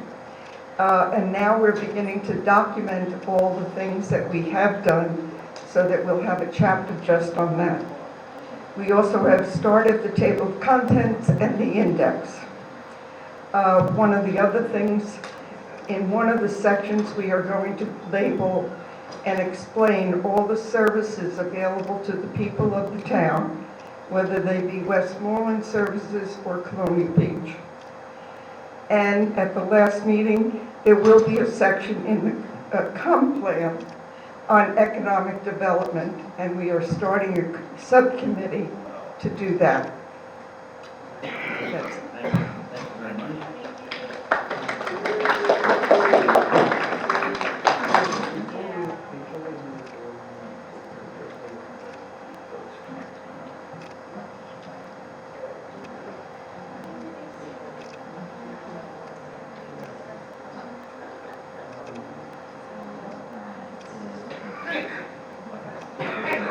Okay, yeah. Okay. Downtown Colonial Beach? Greetings to everyone, and thank you for affording us the opportunity to report. I'm Joyce Reimer, current year president. Particularly notable this month was the visit that Councilmember Roberson described with officials from the Department of Historic Resources. They were given a tour of the downtown and areas of the point that had been deemed eligible to apply for historic district certification. Mitzi Sappos, museum curator, provided that tour as she had done for the Osprey Festival. They then presented information on what historic district certification can contribute to a town and the next steps we should take to apply. Several other interested members of the community also attended this preliminary meeting, including Councilmember Roberson. I'll not be going into the details tonight. You probably had your fill of details tonight. All the details that were presented at the meeting, and which we subsequently verified afterwards with DHR. Suffice it to say that we learned, surprisingly, that our downtown could pursue certification for a historic district at a very modest cost through applying for a cost-sharing grant due in January 2020. And certainly tonight we learned of the greater capacity, impressive capacity town government now has in preparing grants, although we also have people that could help with that. Then, if we are awarded the cost share grant, a year and a half later, by June 2021, we would be certified. Very likely that we would be successful. They have been trying to get a historic district here. I think Vicki mentioned something like 25 years. They would love to get us out of their hair, probably. But also, there's some thinking that, some appeal to the notion that Colonial Beach could become the gateway to the Northern Neck for people from the north. So it is very attractive to them for a historic district to be certified in this community. Also, under the cost-sharing grant, they do all the work, all the surveying. They prepare the nomination. And of course, we found this especially appealing. No doubt you would too. Now, we've already raised $1,000 to contribute to the cost share for monies raised at the Osprey Festival. And we have new ideas for fundraising to try to avoid, again, dipping into the pockets of our town's very generous citizens. There are also groups in the community that might feel that they would like to play a major role in making this happen. One thing that is very important that you and the community understand is that this type of certification places no restriction on what an owner can do with a property, including demolition. It is not a magic preservation bullet, but it does provide incentives for preservation. After a property is historically rehabbed and the owner receives the tax credits, the Department of Historic Resources retains the right to review alterations at that point for a limited period of time. I guess they want to make sure that the state and the taxpayers get their money's worth for a limited period of time. So we know you have a full other things to address tonight. It's already been a full agenda, so we're going to leave it at that. I also say that we've been researching approaches for tree planting along Colonial Avenue, and we've begun planning for next year's Osprey Festival. We do, however, have a summary of the Historic District meeting, which I provided to Kathy Flanagan and to Ms. Roberson, to circulate to the council and town management, and that this report has been verified fully by the Department of Historic Resources, so you can count on it. There are nuances in all of this. It's easy to have misunderstandings, but this is a fairly definitive report. Now, we'd like to meet with appropriate council and staff at your earliest convenience to review this information, make sure it's understood, and hopefully to elicit at least tentative support for proceeding, and to explore ways this effort could dovetail with the small-scale development approach, possibly sweeten the pot. Developers could receive early access to information on the historic buildings at the Department of Historic Resources, so they don't have to wait until June 2021 to start their planning.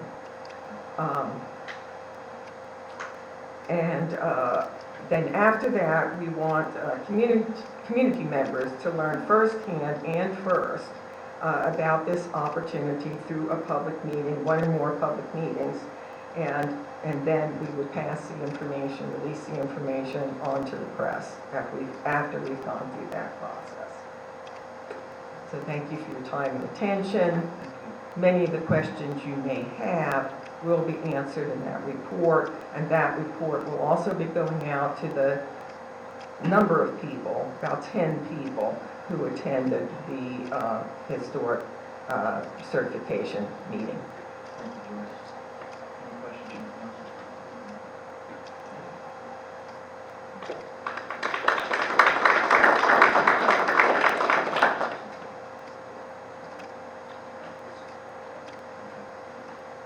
Chamber of Commerce? Susan? Good evening. Would like to update you on a few events that have occurred or will be occurring. Potomac River Fest, the carnival was in town from the 5th through the 9th of June. Edna Lockwood was more at the town pier from Thursday through the weekend, and actually through the beginning of the week as well. Friday saw the Firemen's Parade and the Miss Colonial Beach Contest. Saturday started with vendors, music, and events on the town hill. The Grand Feature Parade began at noon and was increased by at least 10 entrants this year from last year. The hill stayed busy in the afternoon. There was a jam session on Town Hill prior to the amazing Colonial Beach fireworks. Thank you very much, Town of Colonial Beach. Unfortunately, Sunday was a washout, so we missed both the pet parade and the boat parade, which we were all looking forward to. Father's Day car show this past Sunday was amazing. It was bigger than it's ever been. Car Club, this is Car Club folks. Yeah, they're really awesome. And well-deserved applause for them. Bike Fest, the Bike Fest website has been unlocked. It's got current information, and it's a very content-rich website, so vendors, activities, events, music, etc. will be added as we get that information. And we have added a button to both our Facebook page and our website for buying tickets this year. So tickets will be required for entry into the main stage area and for the bands that play on the main stage area. They will not be required for going on boardwalk or the hill proper for the vendors and the music and whatnot in those areas. Sally continues with her committees working on the Rod Run, the Water Festival, and Arts and Crafts Show, all of which are coming up in August. Meetings have started for the Northern Neck Beach Music Festival, and the Chamber will be supporting the Colonial Beach Community Foundation with that event again this year.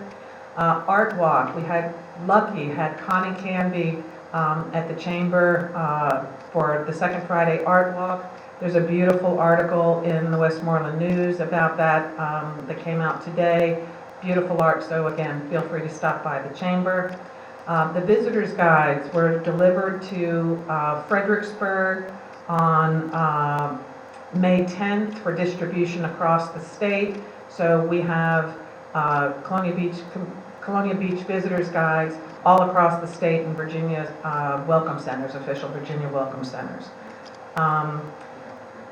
And Alexandria.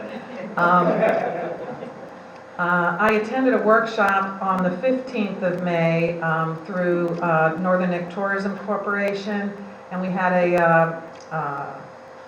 a professor from Virginia Tech, marketing professor from Virginia Tech, who talked to us a lot about surprise marketing and the whole idea that we are inundated with data every day, and so general advertising, as we've known in the past, just doesn't capture people's attention, and so there needs to be surprise in advertising. A lot of good information for advertising, marketing, tourism, etc. The Colonial Beach Trolley was fully outfitted with chamber member advertising on the 23rd of May, and in preparation for the Labor Day or the Memorial Day weekend. And as you can see, going down the streets and riding inside the trolley, we have member advertising on all sides and inside. We're very excited about that project. And remember, riding the trolley is free. Yes. WWER 88.1 moved into the chamber on the 28th of May. Stop by anytime. Sometimes there are folks there, but it's completely automated. So the music plays all the time, and we have it on our radio in the chamber too. So we are absolutely supportive of that endeavor. June's Chamber Chat was delivered on the 4th of June.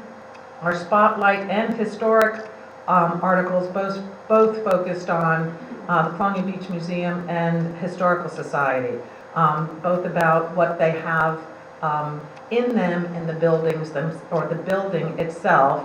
And if anybody is not on our electronic newsletter, and this is for everybody, not on our electronic newsletter, just email us at info@colonialbeach.org, and we'd be happy to get you on that mailing list. And as always, we would like to thank the Town Council and the Town of Colonial Beach for all of your support. Any questions? I just have one comment. Somebody asked me, they were concerned that they didn't have it right, but they had heard that the Bike Fest, for all 3 nights of the national bands, Fuel, Puddle Mud, Long Reef, that the cost was only $10 for all 3, not $10 a night, but it's a one-time fee of $10 to cover all 3 nights. That's correct. So for a 4-day event, if you spread it out over 4 days, it's $2.50 a day. Awesome. Yes. Okay, very good. Wow. Yes, but if you make that with 20,000 people, it adds up. I understand. Yeah. Very good. Thank you.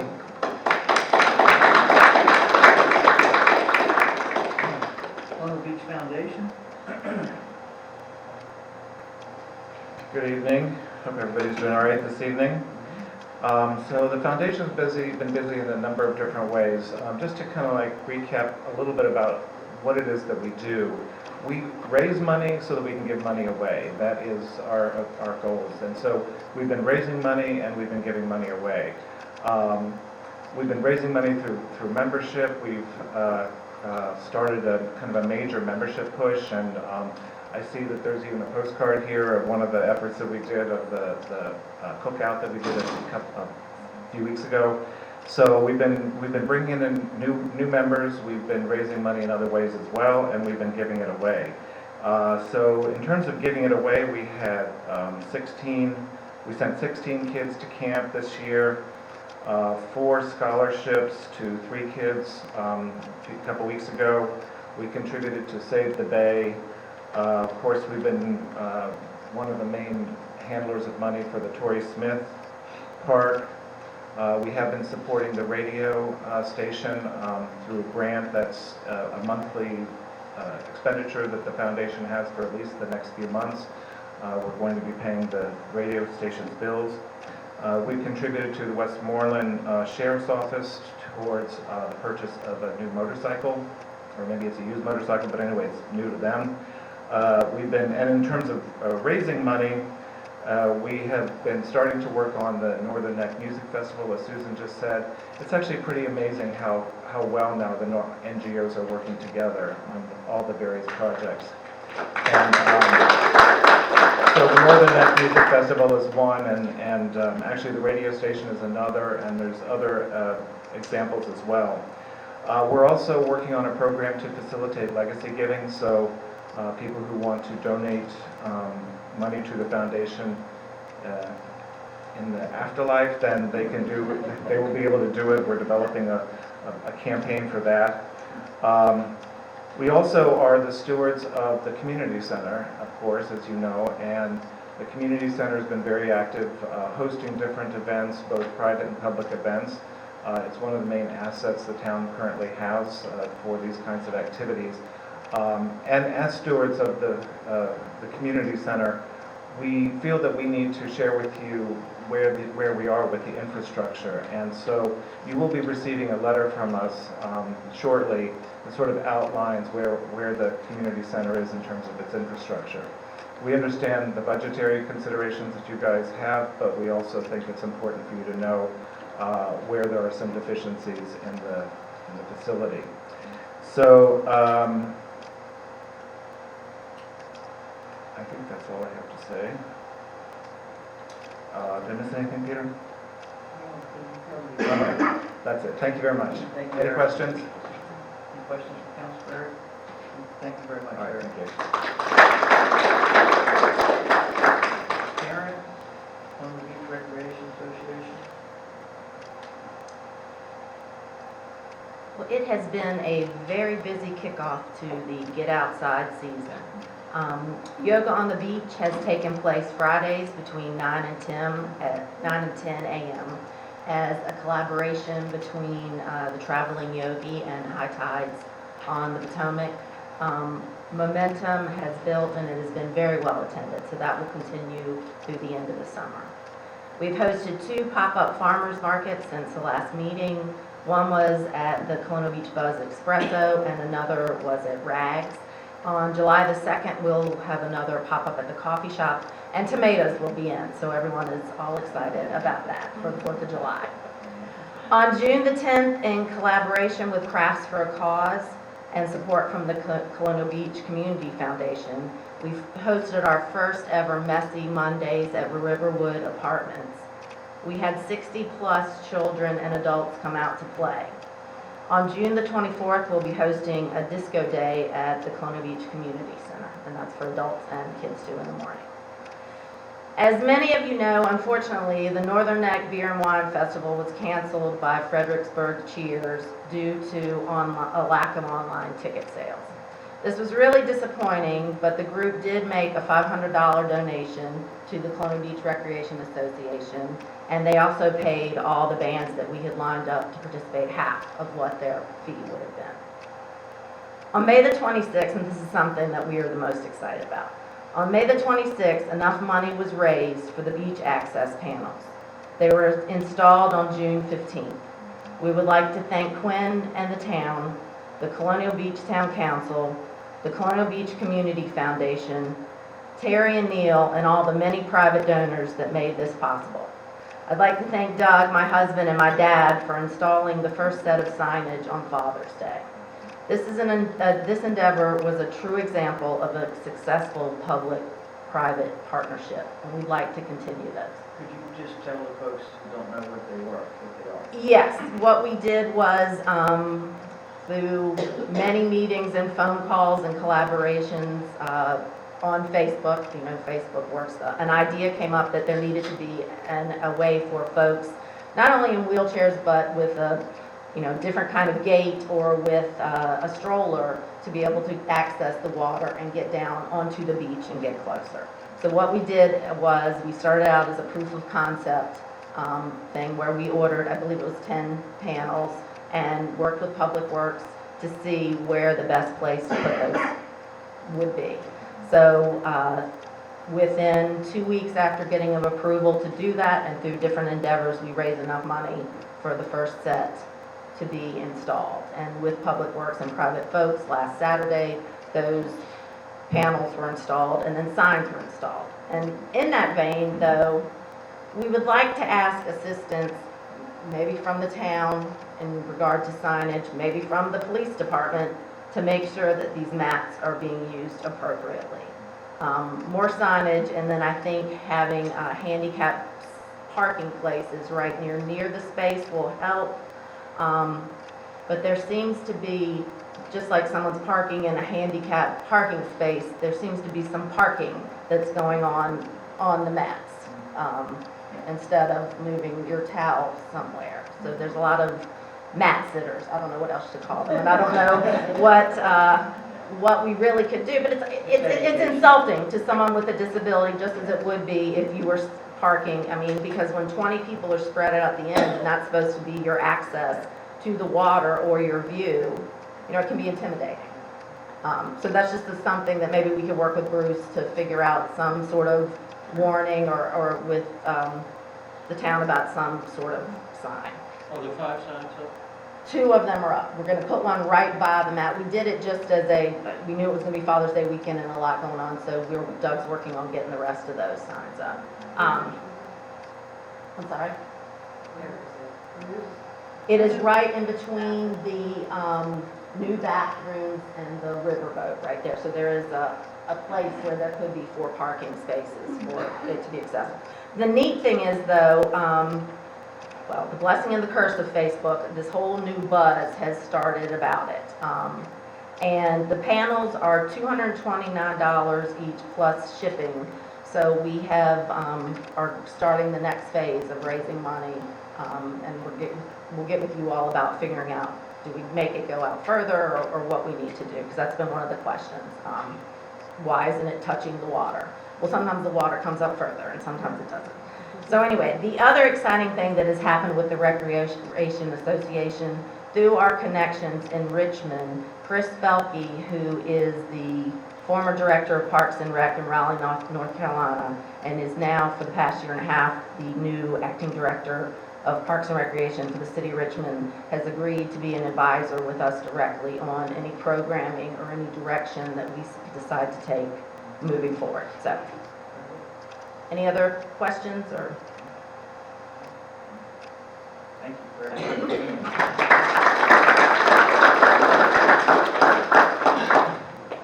Move on to item 9. Mayor, we have 3 public hearings on the brief process and the relinquish to department reports and order. I read the tabs, I'm comfortable. I read them too, I didn't see I think that's fine, I think Okay. we'll go to that and move right into public hearing. So,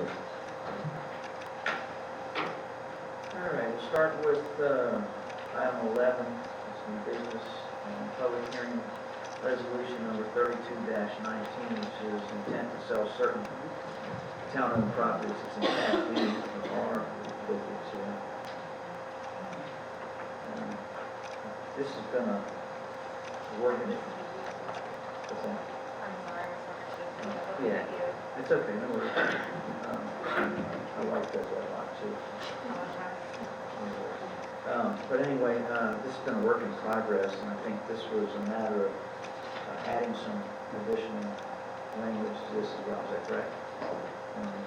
The work session. Yeah, this is building off of what we had already done, and these were properties that we had already agreed would be a part of that public hearing, but weren't advertised at that time, so now they're being advertised.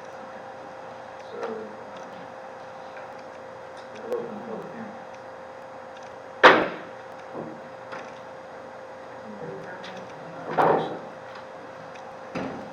Yes, Joyce, I think you signed up.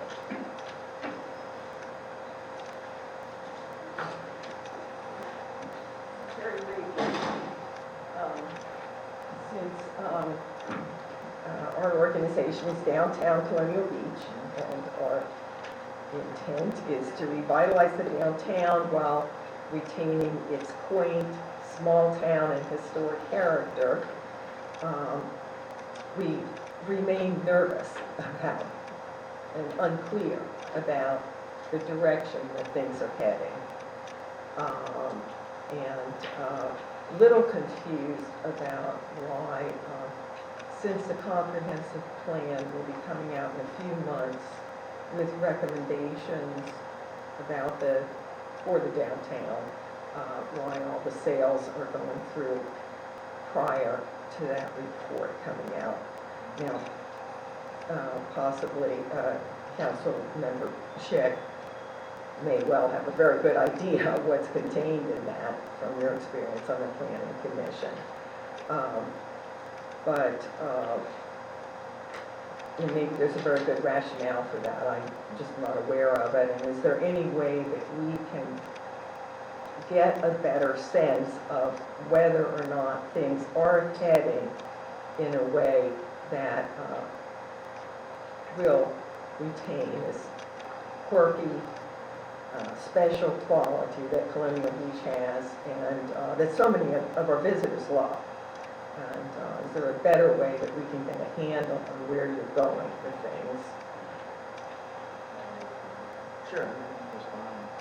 Or something to say. As far as the direction from the town side, a lot of what we've been doing so far is research still on how the best way to go about this is, how to take advantage of what authority we can have as a municipality on the sale of these properties to hopefully attract vacancies in our economy that can be filled, also to preserve the buildings that are there, to follow our code or make our code more attractive to a developer. Maybe some of the reason why some of this stuff has never really had interest before is because we are getting in our own way. So a lot of it is still an analysis mode, and this public hearing is one of the techniques for us to not get in our own way, is that if we will the public hearing now with kind of all the properties that could be on the list, that we've gotten that one step that is a little bit less restrictive now to going forward. And so that's why we're doing this part of the process. It doesn't mean we're ready to sell or sign a sale agreement on any of these parcels. Also, as you know, I'm due in 4 weeks. So I would imagine, this is going to take time still. Okay. The So planning- nothing will happen while you're on a maternity leave, is it? I don't expect any sort of bombardment of for sale signs to go out while I'm in the hospital. But I do think we're just trying to do due diligence on this. We're also trying to, achieve the goal through several different ways and see what the best thing that works, because obviously what's been happening is not working. I think that's been pretty clear. So it doesn't mean it's going fast, though. I mean, I haven't felt like it's going fast. So we're still just taking our time, but we are trying to kind of smooth the path out. Okay, and then you'll be reporting on, Yeah, I'd love to give a presentation on it once we're sort of at that point. I just Uh-huh. don't think we're quite there yet. Yeah, absolutely. So, I think we have the same take, but maybe different ways of delivering it, at least from my perspective, and that is, this is property that's sitting idle. This is property that we can sell.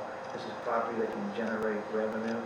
And if somebody came in tomorrow and said that they wanted to buy all of it, regardless of what they offer, we would still have to, as a council, agree to what it is they want to do. So, if the skies open up and somebody comes in tomorrow if it goes up for sale and says, we'll give you $10 million for all of it, well, they have to tell us what they're going to do with it. Because no, we're not going to allow this to happen or that to happen. It's going to be consistent with what we vision the town on the beach in that area to be. So the town that'll council be- and that'll the be done- citizens. That'll be done in each individual property. Okay, so when I'm speaking, it's what we agreed, we talked about before. So it's not a wholesale, just one person comes in and runs carte blanche over the whole thing. So that could happen if they come in with a great idea. They want to come in and build some Victorian hotel with launching for some kind of boat or something. That'd be awesome, let's face it, but attract hundreds of people and our infrastructure can handle it. And it's not going to create that much more burden on water and sewer and things like that, then it'd be something we have to look at. This stuff has really been for sale for a long time. We've offered other properties. We haven't really had an offer on anything, quite frankly. And that's perplexing to me because I don't quite understand it, although we've had a long history of bringing people right up to the signature, and then we do something that scares them, quite frankly. So maybe that's where we are, but I think it's getting better. I think Robin's done a really good job of identifying what to attract, who we might attract, and some nuances to the old historical type of thing as well, but being consistent with what's in there. That's my point. I do want to follow up on your question about the planning commission and the comp plan. I know I stepped down from the planning commission, because of lack of time in my life, but I have been involved in the, updating of the comp plan up to this point, and also am very familiar with the current comp plan and the responses of all the surveys and the citizen input that they've collected, and a lot of what the work that they're doing right now is just validating the current plan in a lot of ways and narrowing it down to what is still relevant. So while the comp plan is getting rewritten, first off, it's not specific enough to go parcel by parcel in this downtown region. It doesn't do that anyway. That's not the purpose of it. So it wouldn't really affect the development of that region except in a holistic way. And that holistic stance will remain very similar, I imagine, from the current comp plan to the new one, because a lot of what the citizens are input has remained consistent. So the biggest part of the comp plan rewrite is making it more readable, making it more citizen-friendly, making it more applicable, and kind of condensing it down into a document that's useful instead of this giant binder that nobody picks up. And it's not necessarily changing the content significantly.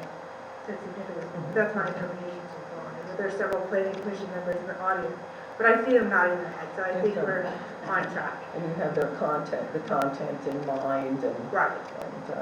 And the design guidelines that were previously developed are there, and the revitalization plan that was previously done is, the business district revitalization plan has been done. I mean, there's a lot of supportive documentation.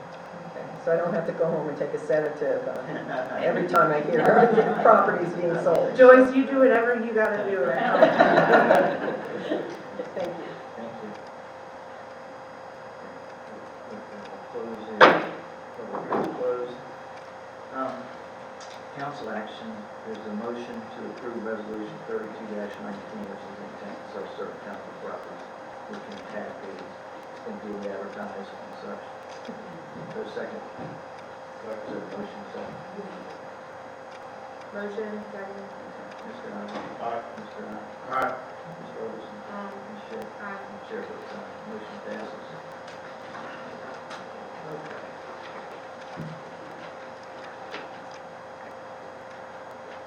Next on the agenda is public hearing for ordinance number 697, which amends the town code, chapter 21, article 6, section 21-71, water user charges,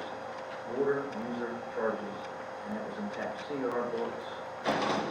Going over this fairly at length tonight. I'm going to open the public comment. So we're going to have one person, I think, Molly. Public comments open.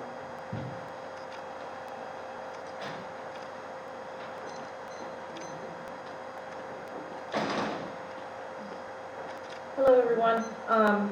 Basically, what I wanted to say about the increases in the water and sewer rates was... Real quick, Molly, just Oh, give us sorry. your name and your address. Oh, Molly Rader, 910 Marshall Avenue. Sorry, never done this before. I just basically had a comment. I understand that we need to have, the contingency fund, and we need to have the ability to handle problems with the infrastructure as far as, the plumbing and everything goes. But in my personal opinion, I think the rate hike that unfortunately is needed is too much too fast. And that's just my personal opinion. I think we're asking a lot of our citizens who don't necessarily always have that little bit extra for everything that jumps. Not everybody gets a raise or a cost of living increase. And this is a big jump in a short amount of time. So that's all I really wanted to say. Okay. Thank you very much. Thank you. Is that the public hearing is closed. The council has decided to defer the vote on this, am I correct to say that? Because tonight is only residential water and sewer. So we're going to defer the vote on this until after we've had the public hearing on commercial. We'll do those two at the same time. It's either going to take place in a special meeting prior to our next regular meeting, which was July, whatever. But it'll be duly, it'll be out there, so advertised and all that. There'll be plenty of social media telling what's happening. All that kind of stuff. So we'll defer the vote on that.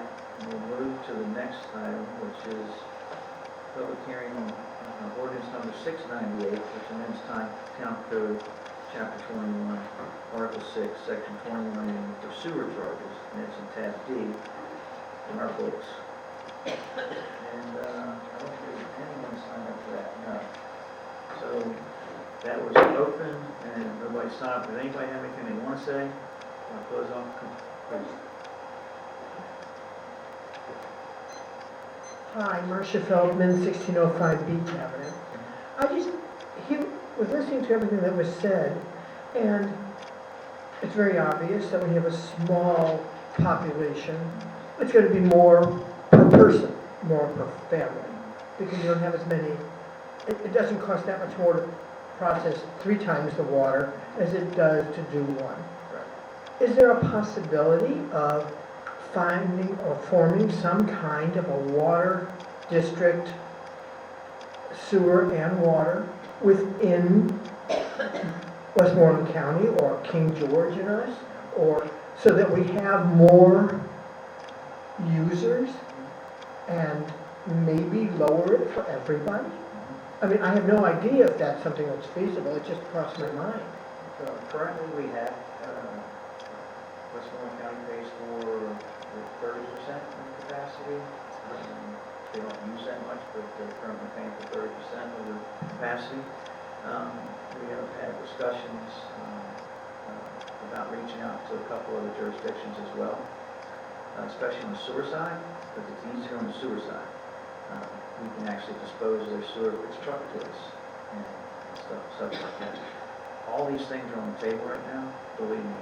Everybody up here pays like everyone else. Oh, no, So we are trying whatever we can do to forego having to pay more like anyone else is. Yeah, I just didn't know if that had been Yeah, no, addressed with we, a water district Yeah, or something. I'm glad you asked this because we just went through, we had a meeting with Westmoreland County, their principals and us, and then we met with Galvin recently to see if they had a need for us. There may be a need there as well. So the negotiations are going very well right now. This will all become a public discussion once we get through the formalities of it all. Thank you, I just. Yeah, you bet. Yes, yeah. Linda Fine, Colonial Beach News, 121 Fifth Street. I just had 2 quick questions. I wasn't thinking about this before, but you said we supply 30% of water and sewer to Westmoreland County? Okay, sewer. So are those county residents who are getting sewer from us, is their rate also going to go up I can't answer that. in this increase? I'm going to say phase, we'd have to look at that. I'm actually thinking no, though. But- I mean, is that written into this public hearing, this amendment? Yeah, this is our ordinance. Okay, so we're only talking about residents Correct. being affected on the Yeah. sewer side. Yes, right now, yeah, correct. Thank you. Yeah. If I could just add on to that, going to the possibility of building out those lots, that's the most effective organic way to spread that cost across, which is why our council's been looking very aggressively at how we should approach that. That's what I mentioned earlier. We have in the neighborhood of 1,100 buildable lots right now in the town that are fairly easily accessible to start a process of building them out. And that, of course, will, if there's, how many homes are we, what is it? What are we looking at? Was it 5,000 properties around? Is that what it was? Residences? Yes, 3,600, I think it's around 5,000. Current, Yeah, yeah. oh, Yeah, current homes. So if you added another 1,100, 1,200 homes, that's significant, you know, it's a fifth of it roughly. And so it would offset the cost, probably not right away, but over a period of time, it would maybe lessen the increases moving forward. It's probably the best I can give you. But it's so far down the road. However, the council is aware of at least an idea that's been thrown out there of developing some lots, the easiest, most successful ones. I'd rather not discuss it because some of it's proprietary for some of the builders and such like that, but If our sewer rates are going up, why wouldn't the sewer rates of the people in the county that we supply service to go up? because they bought a certain amount of sewage at a certain rate over a period of time. Oh, like Okay. pre-contract? Correct. Correct. So the other thing is, go ahead, Ron. Theirs should go up, but it's, their contract is by percentage of flow in relation to cost, so it should go up equivalently. Can't say whether how. It'll, so, I mean, these numbers seem high. It seems like there's a huge increase, okay? But in relative terms, it's really not that high, because if you look at it, I believe it was $12 on the sewer side, is that what it was? A month? $12 on the sewer, $10 on the water, so they're not the water side, they're only the sewer side. I think our sewer side is in better shape than the water side, is that safe to say? Financially. Financially, they're both out. they're both challenged, I believe. We have other ways to, like we're making the mud pies or whatever you call those things, the machine, the muffins or Yeah, whatever. that's new, over the past year, and that has increased revenue some, so it's helping reduce. Not a this muffin you number get at here. a coffee shop, this is a different type of muffin. One you don't want to eat, I think. So, but anyway, so, I mean, they're thinking of a lot of different ways to generate revenue using our facility. Our facility has a lot of capacity left in it, quite frankly, and we can move forward. I mean, we actually reached out to the cruise line. I don't know if anybody sees a cruise ship going up down the river, to do a joint effort of building a pier far enough out that there's enough water for them to tie up to. Well, it'd be great because then the charter buses could take them around and see all the historical sites around the northern neck. And from our standpoint, we would offload their sewer for them. And you can make significant money doing it. So we're still talking with them about it. And, you know, nobody's committed to anything yet, but we have had a conversation, so it's a start. Do we have an estimate of when the sewer system, or when the meter system will be up and running? 2022. Yeah. 2022 is what's. Oh, so so The we're system not talking about itself any is meter running. increases? Yeah, the Or meter level- system is levels. running right now. We don't want to impose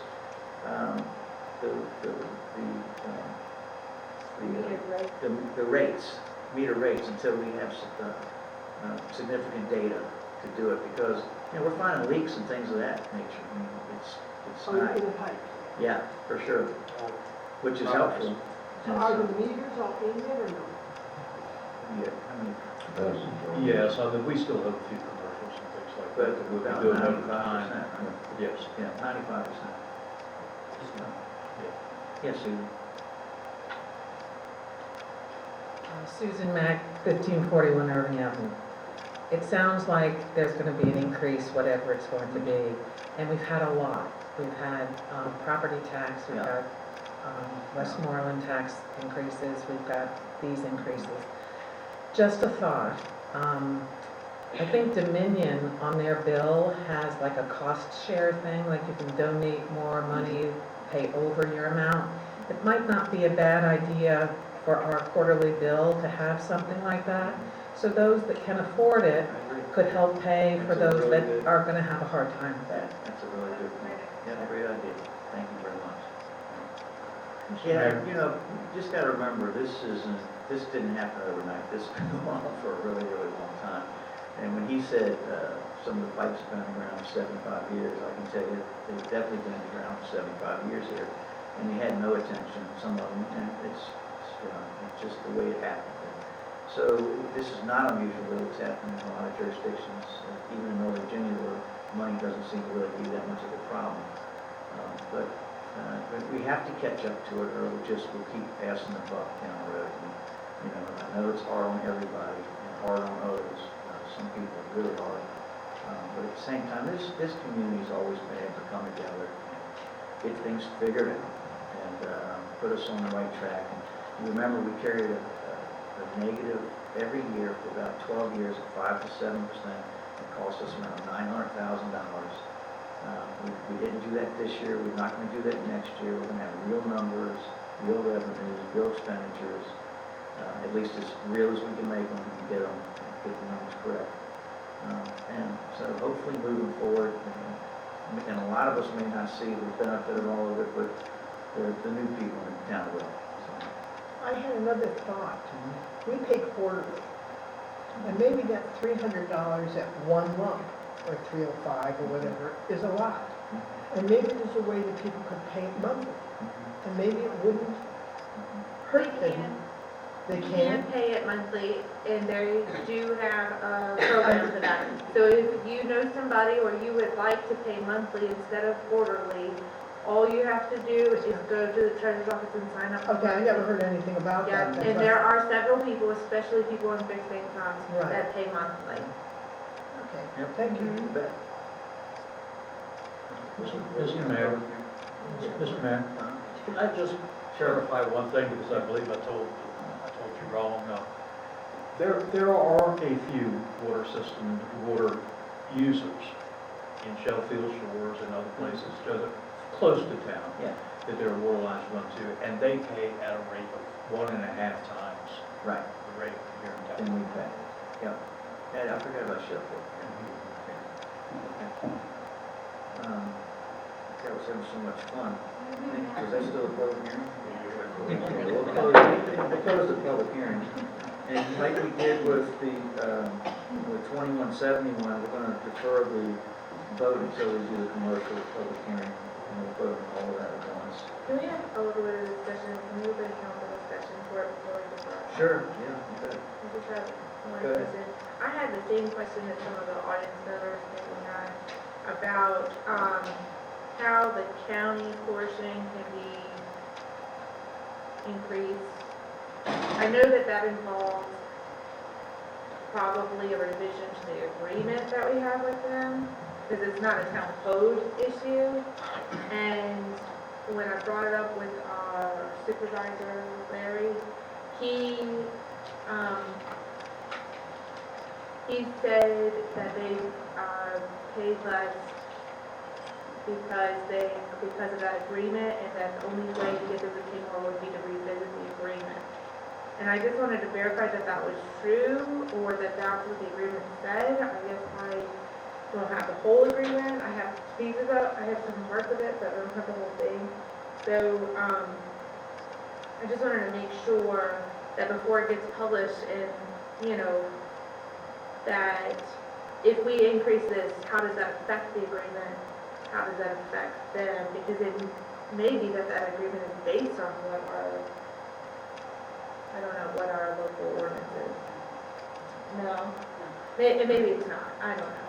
It's based on our operating costs, their percentage of flow. For instance, if we're putting out 1 million gallons a day, we're processing 1 million gallons a day, they're doing 300,000. Okay, so that percentage of flow, they pay the equivalent percentage of our operating. But they said that we could make revenue off of that. Not that I've seen. I mean, that's what that guy said. Oh, that- Mr. Donahue was Yeah. referring to new agreements that we could enter into with surrounding entities. I see. Yes. Approximately 2002, so.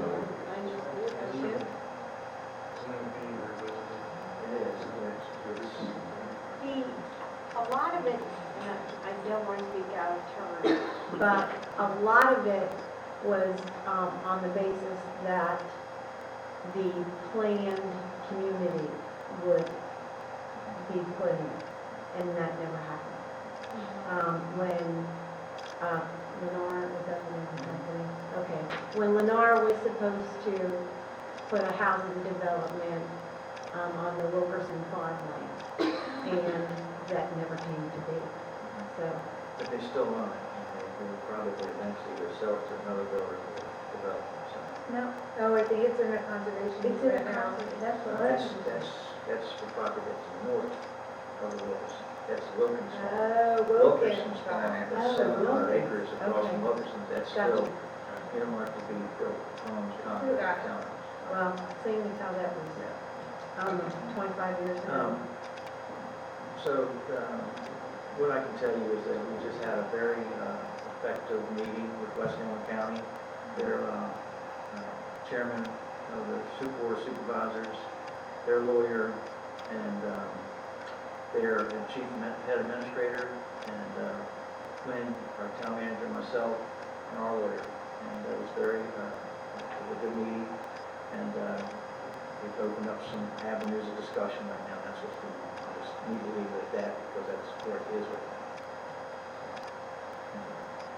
Okay, well, if the county portion does increase based on our rates, I just want to make sure that that gets clarified. Also, last meeting asked that we put out some sort of public statement about this. And I think that this presentation tonight was important in probably forming that public statement, because to me, even the way it's been explained prior to tonight was not anywhere near as clear as Gladys's explanation in this presentation now.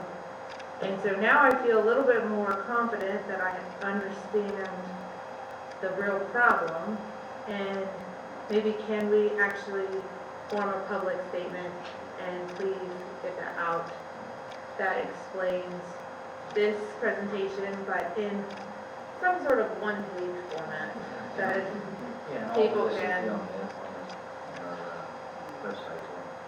Yeah, but it doesn't need to be this detailed, the statement, because they can refer to the website to go look at the more detail. But I think it is important for people to understand that we are about to incur a debt bill, and that is the water increase, and that our sewer operates at a deficit, and that is the sewer increase. I mean, at least that. Okay. You said something about, the lady, I guess the accountant, said something about that we should be aware, if I understood, that what is it in these numbers is mainly just the adjustment for the debt service. Yes. Not really an increase in the water, in the rate per gallon or however Right. you measure water. That's right. So is there gonna be more? Yes. Yes. I think that. And I think from my understanding of the presentation was that annually we have to review this, and we should be making 2 to small, 3%. little increases on a regular basis instead of this giant hike that we just are having to do now because nobody ever did that. You gotta be mindful that, so you hope that you take advantage of the 2 to 3% increases yearly, and that it builds a reserve for you, because otherwise what happens is you end up having to go out and get in a bond. And it's not just that you're paying the bond, you're paying all the steps to get to the bond, which requires lawyers and everyone else to do it. And, you know, so I mean, effectively what you're doing is putting a little bit of money away in case something breaks, essentially, which is what we all should be doing on a regular basis anyway. You're spending a little more now instead of. A lot later. more later. And this debt is for the next 38 38 years? Till everything. Oh, the next The next 18 years. 20 years. 20 years, but, so we're gonna already be paying for 20 years. Well, we can pay off. They are using their front loader, because this one, I haven't looked at the amortization. I'll have to go back and look. I don't know how quick we can pay this one off, but the trick to the cash reserve strategy is once you build up enough cushion, that kind of satisfies maybe the yearly increase that you do doesn't have to be as drastic. So right now we play catch up and we have to swallow that chalky pill. And then next year it might be the 2 or 3%. And that's honestly, quite frankly, almost aligned with inflation. Yeah, Things just get expensive to come. and we did pay one off previously. We did pay off it, and we took the extra proceeds and did something else with it. I thought there was an agreement, but it was only twice a year for 20 years. Yeah. There, I don't know if we can pay this or not early, but it causes a really low rate, But you can reallocate the funds to another project within the thing, which is at that low rate is what you're gonna wanna do. You can hope that 10 years from now, it's still 3.5% or whatever the rate is. So, I think more to the point is that the $4 million that we took out was to improve our infrastructure, but we have a lot more that is scheduled to go back. So that cash reserve, much better for us to build a cash reserve versus going through the process that the mayor and vice mayor mentioned with the bond and all the cost of those. Isn't it a requirement too by the loan? that we- It is, for the loan itself, we will be in default if we don't satisfy the numbers in You this have to government. make it a covenant. Yeah, you have to. You have to have the cash reserve for the loan, so. Right. and you just have to pay the mortgage. Yeah, Now to Mr. Donahue's point, there's a lot of ways right. you can structure your cash reserve strategy, but to have one, and I've had a lot of, not here in public meeting, a lot of discussion with Mr. Donahue, and I believe I sent out to council the case studies. If you take a look at the case studies, there's not one municipality in there, with the exception of one, which is very cash-rich, a municipality that is not at 20% or above. Case in point, Virginia Beach has a 60% cash reserve strategy. 60%. So if you go back and take a look at that case study, and with the understanding that they're also a water community, sea level, et cetera, a lot can go wrong. A lot can go wrong, and they deemed it necessary to have a 60% But charge. you have to also bring in at least the amount.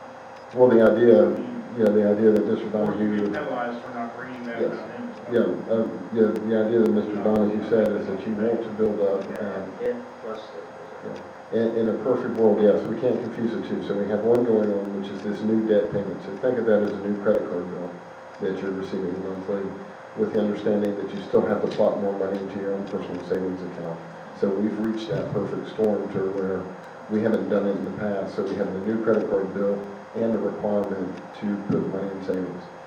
So think of it almost like a garnishment or what have you. But the good thing is that we've identified it, and even with us not doing this in previous years, as Mr. Donahue pointed out, that we're aligned with what's nationally accurate, and that we came to the same number conclusion that he did. So all signs are pointing to where the math is right, we did the right thing, and we're getting ourselves where we need to. Very similar to what we did with the real estate last year. The good thing is we're going in the right direction and not have to continue to take out another credit card. As to where, so we don't have then that debt on top of. I appreciate that point, because inevitably something is going to happen over the next 3 or 4 years with our sewer lines.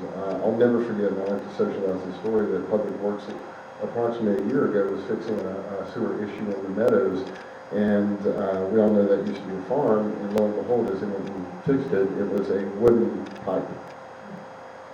So that's dated more than 75 years ago, going back to the farm. So those are the things that Public Works continuously runs in. And this is just something that we're doing the right thing. We're getting ahead of it now. And to Mr. Oz' point, let's say we build up 2 or 3 million, next time we don't have to take that amount.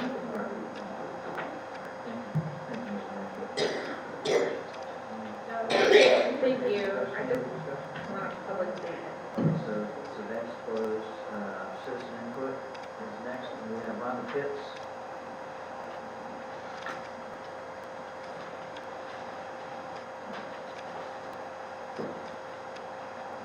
Hi, my name is Rhonda Pitts. I reside at 122 3rd Street. I am known as a friend of the chamber, volunteering for many events throughout the year. I have chaired the Potomac River Festival for 10 or 11 years now.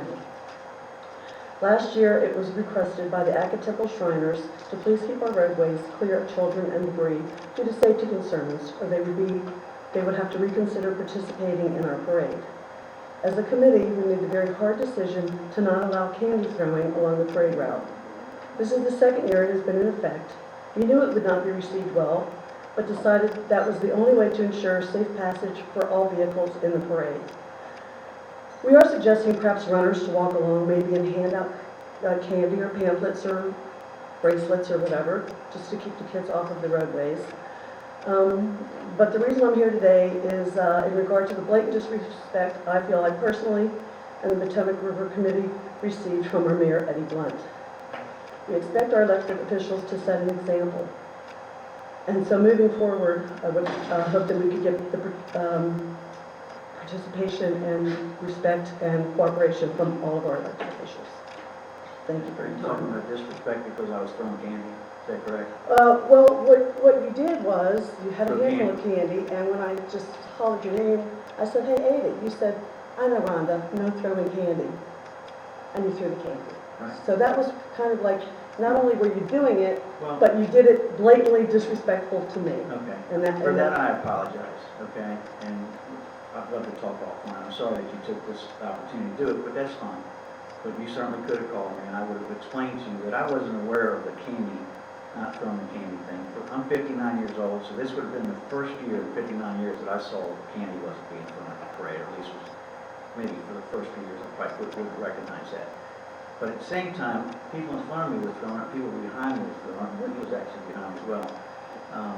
And I'm sorry, and all the kids with their bags sitting out there, I'm sorry. we knew this was And gonna next be. year, I'll walk ahead of the vehicle and I'll hand it to them, so Well- it's not a problem.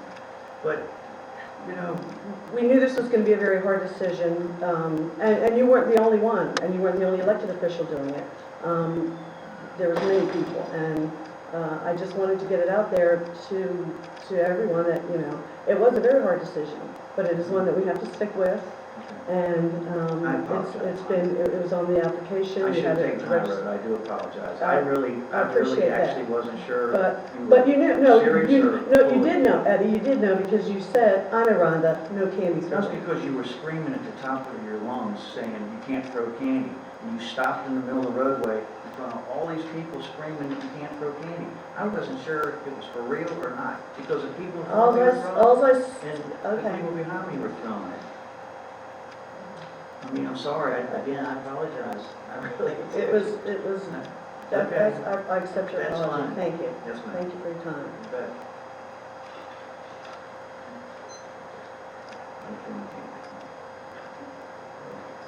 Walter? Okay.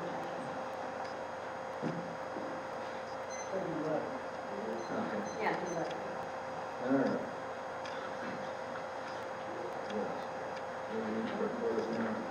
Is there a motion to adjourn? Wait, can I do my? Oh, I'm sorry, Eric. Eric Nelson, 1321 Lossing. I want to speak just a little bit for the Humane Society. I'm not on the board of the Humane Society, but I do support them in lots of different ways, including financially. And Pat Fitzgerald, who I think all of us know, is one of the tireless workers at the Humane Society. She's the president of the Humane Society. And she stopped me the other day and was pretty upset about the inconsistency between the way Westmoreland County handles the treatment of cats and the way they the treatment of dogs. And I sent an email to you guys through the website, but I just wanted to underscore the point that I think we need to figure out why Westmoreland County doesn't treat cats the way that most animal control places do treat cats and dogs, and the way they do treat dogs. In other words, they treat dogs one way and they don't treat cats at all.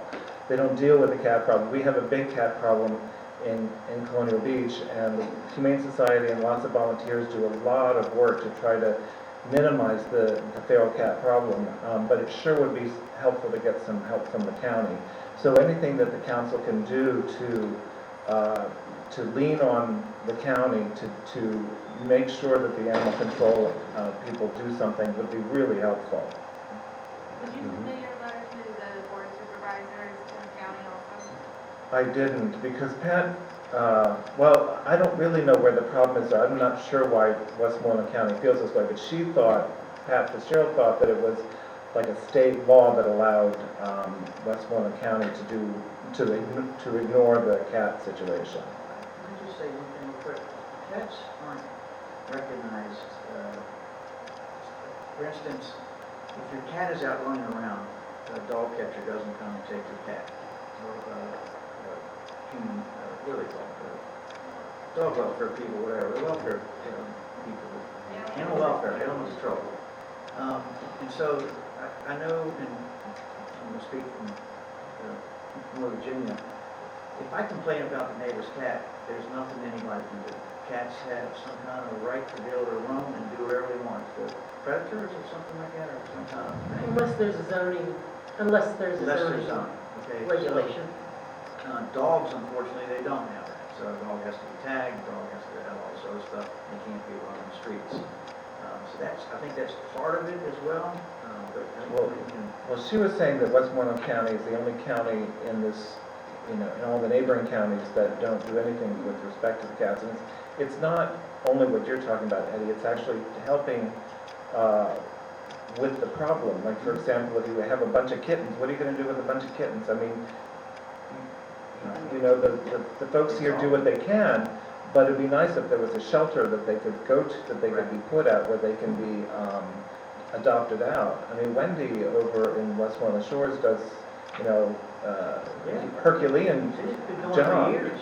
But frankly, I mean, why doesn't the county help? I mean, they've been spaying and neutering those cats for years. I know, and what's gonna happen when she's no longer doing it? Anyway, yeah. Eric, I did get your message. I reached out, about a month or two ago, I had an issue with a dead raccoon in the road, and I went through the process, my first time actually with the Westmoreland County Animal Control, and it didn't really have a favorable outcome initially. What I did is went all the way up to Richmond, to the department, and then worked my way down. There's a organization, I'm gonna miss the name of, it's Tri-Rivers Public Health, which is in charge of all of the northern neck and most of the Middle Peninsula. And I'm in good contact with, and he's in charge of Westmoreland too, by the way, Westmoreland Animal Control. So I've reached out to him. I think he was on vacation this week. He's just so happens a long lost friend of mine from many, many years ago. So he should get back to me within the next week or two. I don't know how much authority he has to make them do something that is not necessarily a chargeable thing that they're supposed to do. But I agree with Robin's point that I think the Westmoreland County Board of Supervisors should hear this concern in public since we are citizens. And I think that type of I'm happy to send concern. the same kind of letter. And I'll continue to work with Tri-Rivers. Pat does a great job, but she's not the kind of person who would make a presentation like this, so I'm just trying to be helpful. Yeah, I just think it's gonna be more effective through them. We don't control that, we don't pay for it, we don't service it, we don't, and I want your. But on the other hand, you guys investigation. are an important body within the county, so at least. We just don't have a lot of pull in that particular department, I don't think. No, But I've actually gone above to the Tri-Rivers. So Well, I appreciate it. I appreciate what you're doing, and I appreciate the advice, and I just wanted We're to. probably the only portion of Westmoreland County that actually tries to fix the issue. Yeah, and it's really on the backs of volunteers here. Well, and that's only been for about, I don't know, 20 years maybe, she's been doing that. It started at a bigger group. Right. They would do the spay and neutering, so. Well, anyway, it's a problem. Whether you like the cats or hate the cats, keeping the cat situation under control is important. I'd be curious to know if the other localities have the cat population that we do. And I know that she's got other issues as far as trying to feed the cats and birds, swoop down, all kinds of things like that. Yeah, it's tough, I know, it's, All right, thank you. is your Go ahead, real Just quick. wanted to mention that 2 years ago, the Westmoreland County Sheriff's Office took over animal control for Westmoreland County. Okay. So they would be the ones to approach to find out Okay. why they, I believe they mentioned it, but I cannot recall what the reasoning for, but it's always been a dog pound and they will take care of Sure. it. Yeah. I'm not sure what the reason is. Yeah. But I know what it is. Sure. Is Mrs. Fritz still here? I can't see her, so, did she go? Okay. You can say it anyway. Well, I was just gonna say, I actually got out of the cart of Pat's and walked the candy around and handed it. I did try and throw, but I can't throw with the dog, so that wasn't happening.